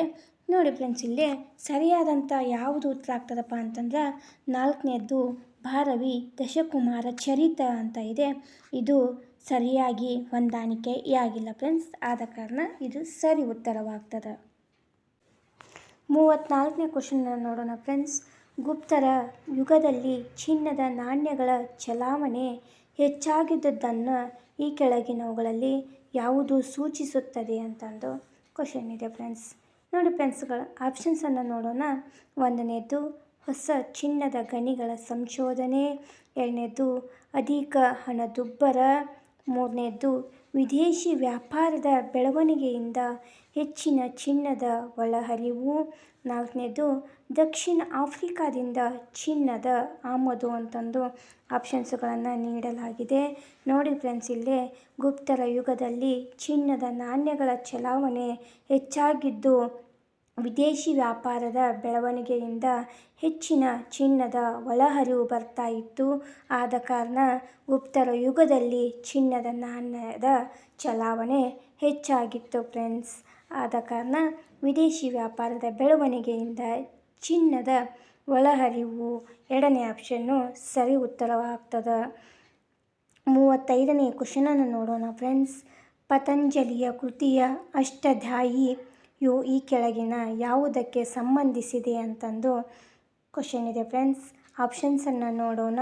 1ನೇದ್ದು ಗದ್ಯ, 2ನೇದ್ದು ವ್ಯಾಕರಣ, 3ನೇದ್ದು ಪದ್ಯ, 4ನೇದ್ದು ಗಣಿತ ಅಂತಂದು ಆಪ್ಷನ್ಸ್ಗಳನ್ನು ನೀಡಲಾಗಿದೆ ಫ್ರೆಂಡ್ಸ್. ನೋಡಿ, ಇಲ್ಲೇ ಪತಂಜಲಿಯ ಕೃತಿ ಅಷ್ಟಾಧ್ಯಾಯಿಯು ವ್ಯಾಕರಣಕ್ಕೆ ಸಂಬಂಧಪಟ್ಟಾಗಿರುವುದರಿಂದ 2ನೇ ಆಪ್ಷನ್ನು ವ್ಯಾಕರಣ ಇದಕ್ಕೆ ಸರಿ ಉತ್ತರವಾಗ್ತದೆ. 36ನೇ ಕ್ವಶನನ್ನು ನೋಡೋಣ ಫ್ರೆಂಡ್ಸ್. ಈ ಕೆಳಗಿನ ಯಾವ 2 ಶಿಲ್ಪಶಾಸನಗಳು ಒಂದುಗೂಡಿ ಗಾಂಧಾರ ಶಿಲ್ಪಶೈಲಿ ಎನಿಸಿಕೊಂಡಿವೆ ಅಂತಂದು ಕ್ವಶನ್ ಇದೆ ಫ್ರೆಂಡ್ಸ್. ಆಪ್ಷನ್ಸನ್ನು ನೋಡೋಣ. 1ನೇದ್ದು ಇಂಡಿಯನ್ ಮತ್ತು ಇಸ್ಲಾಮಿಕ್, 2ನೇದ್ದು ಇಂಡಿಯನ್ ಮತ್ತು ಈಜಿಪ್ಟ್, 3ನೇದ್ದು ಇಂಡಿಯನ್ ಮತ್ತು ಗ್ರೀಕ್, 4ನೇದ್ದು ಇಂಡಿಯನ್ ಮತ್ತು ಚೈನಾ ಅಂತಂದು ಆಪ್ಷನ್ಸ್ಗಳನ್ನು ನೀಡಲಾಗಿದೆ. ನೋಡಿ ಫ್ರೆಂಡ್ಸ್, ಇಲ್ಲೇ 2 ಶಿಲಾಶಿಲ್ಪ ಶಾಸನಗಳು ಒಂದುಗೂಡಿ ಗಾಂಧಾರ ಶಿಲ್ಪಶೈಲಿಯಾಗಿವೆ. ಅದು ಯಾವುದಪ್ಪ ಅಂತಂದ್ರೆ ಇಂಡಿಯನ್ ಮತ್ತು ಗ್ರೀಕ್ ಸೇರಿ ಗಾಂಧಾರ ಶಿಲ್ಪಶೈಲಿಯಾಗಿರ್ತಕ್ಕಂಥದ್ದು. ಆದ ಕಾರಣ ಆಪ್ಷನ್ 3 ಇಂಡಿಯನ್ ಮತ್ತು ಗ್ರೀಕ್ ಸರಿಯಾದಂಥ ಉತ್ತರವಾಗ್ತದೆ. 37ನೇ ಕ್ವಶನ್. ಜಿಲ್ಲಾ ಮಟ್ಟದಲ್ಲಿ ಮೌಲ್ಯ ಅಧಿಕಾರಿಗಳನ್ನು ಇಳಿಕೆ ಕ್ರಮದಲ್ಲಿ ತೋರಿಸುವ ಪಟ್ಟಿ ಅಂತಂದು ಇಲ್ಲಿದೆ. ಇಲ್ಲಿ ಪಟ್ಟಿಗಳನ್ನು ನೀಡಲಾಗಿದೆ, ಅಲ್ಲಿ ಸರಿಯಾಗಿರ್ತಕ್ಕಂಥದ್ದನ್ನು ಗುರುತಿಸಬೇಕು ಫ್ರೆಂಡ್ಸ್. 1ನೇದ್ದು ರಾಜುಕ, ಪ್ರಾದೇಶಿಕ ಮತ್ತು ಯುಕ್ತ, 2ನೇ ಆಪ್ಷನ್ನು ಪ್ರಾದೇಶಿಕ, ರಾಜುಕ ಮತ್ತು ಯುಕ್ತ, 3ನೇ ಆಪ್ಷನ್ನು ಪ್ರಾದೇಶಿಕ, ಯುಕ್ತ ಮತ್ತು ರಾಜುಕ, 4ನೇ ಆಪ್ಷನ್ನು ಯುಕ್ತ, ರಾಜುಕ ಮತ್ತು ಪ್ರಾದೇಶಿಕ ಅಂತೂ ಈ ರೀತಿಯಾಗಿ ಆಪ್ಷನ್ಸ್ಗಳನ್ನು ನೀಡಲಾಗಿದೆ ಫ್ರೆಂಡ್ಸ್. ನೋಡಿ ಫ್ರೆಂಡ್ಸ್, ಇಲ್ಲೇ ಜಿಲ್ಲಾ ಮಟ್ಟದಲ್ಲಿ ಮೌಲ್ಯ ಅಧಿಕಾರಿಗಳನ್ನು ಇಳಿಕೆ ಕ್ರಮದಲ್ಲಿ ತೋರಿಸುವ ಪಟ್ಟಿ ಯಾವುದಪ್ಪ ಅಂತಂದ್ರೆ ಎರಡನೇ ಆಪ್ಷನ್ ಆಗಿರ್ತಕ್ಕಂಥದ್ದು ಪ್ರಾದೇಶಿಕ, ರಾಜುಕ ಮತ್ತು ಯುಕ್ತ ಪಟ್ಟಿ ಸರಿಯಾದಂಥ ಉತ್ತರವಾಗ್ತದೆ ಫ್ರೆಂಡ್ಸ್. 38ನೇ ಕ್ವಶನನ್ನು ನೋಡೋಣ. ಶಾತವಾಹನರ ಕಾಲದಲ್ಲಿ ಪ್ರಮುಖ ಸ್ತೂಪಗಳನ್ನು ಹೊಂದಿರುವ ಸ್ಥಳಗಳು ಅಂತಂದು ಕ್ವಶನ್ ಇದೆ. ಆಪ್ಷನ್ಸನ್ನು ನೋಡೋಣ. 1ನೇದ್ದು ಅಮರಾವತಿ ಮತ್ತು ನಾಗಾರ್ಜುನಕೊಂಡ, 2ನೇದ್ದು ಕಾರ್ಲೆ ಮತ್ತು ಅಜಂತ, 3ನೇದ್ದು ನಾಸಿಕ ಮತ್ತು ಬಿಡ್ಯ, 4ನೇದ್ದು ಐಹೊಳೆ ಮತ್ತು ಪಟ್ಟದಕಲ್ಲು ಅಂತಂದು ಈ ರೀತಿಯ ಆಪ್ಷನ್ಸ್ಗಳನ್ನು ನೀಡಲಾಗಿದೆ. ನೋಡಿ ಫ್ರೆಂಡ್ಸ್, ಇಲ್ಲಿ ಶಾತವಾಹನರ ಕಾಲದ ಪ್ರಮುಖ ಸ್ತೂಪಗಳು ಹೊಂದಿರತಕ್ಕಂಥ ಸ್ಥಳ ಯಾವುದಪ್ಪ ಅಂತಂದ್ರೆ ಅಮರಾವತಿ ಮತ್ತು ನಾಗಾರ್ಜುನಕೊಂಡ. ಇಲ್ಲಿ ಎ ಆಪ್ಷನ್ನು ಅಮರಾವತಿ ಮತ್ತು ನಾಗಾರ್ಜುನಕೊಂಡ ಸರಿಯಾದಂಥ ಉತ್ತರವಾಗ್ತದೆ. 39ನೇ ಕ್ವಶನನ್ನು ನೋಡೋಣ ಫ್ರೆಂಡ್ಸ್. ಯಾವ ಸಂತತಿಯವರು ಹಲ್ಮಿಡಿಯಲ್ಲಿ ದೊರೆತ ಮೊದಲ ಕನ್ನಡ ದಾಖಲೆಯನ್ನು ಹೊರಡಿಸಿದರು ಅಂತಂದು ಕ್ವಶನ್ ಇದೆ.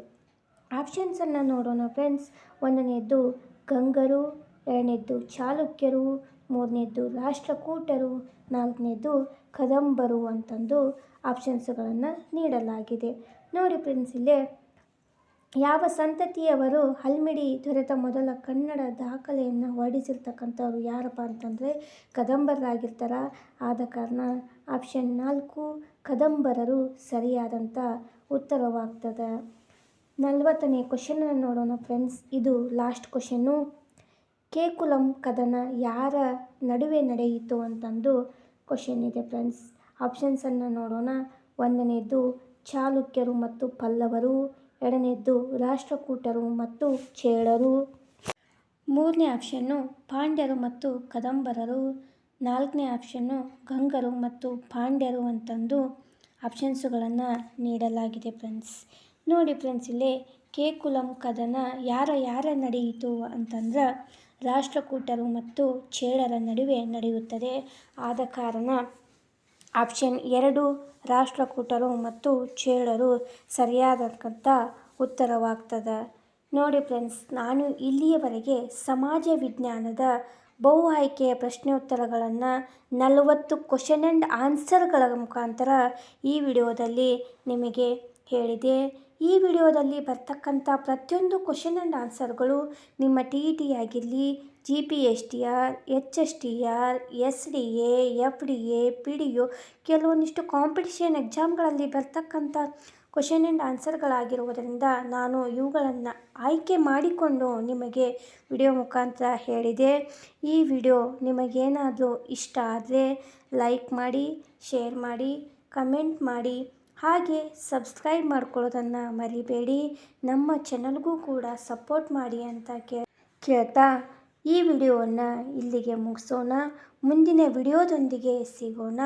ಧನ್ಯವಾದಗಳು.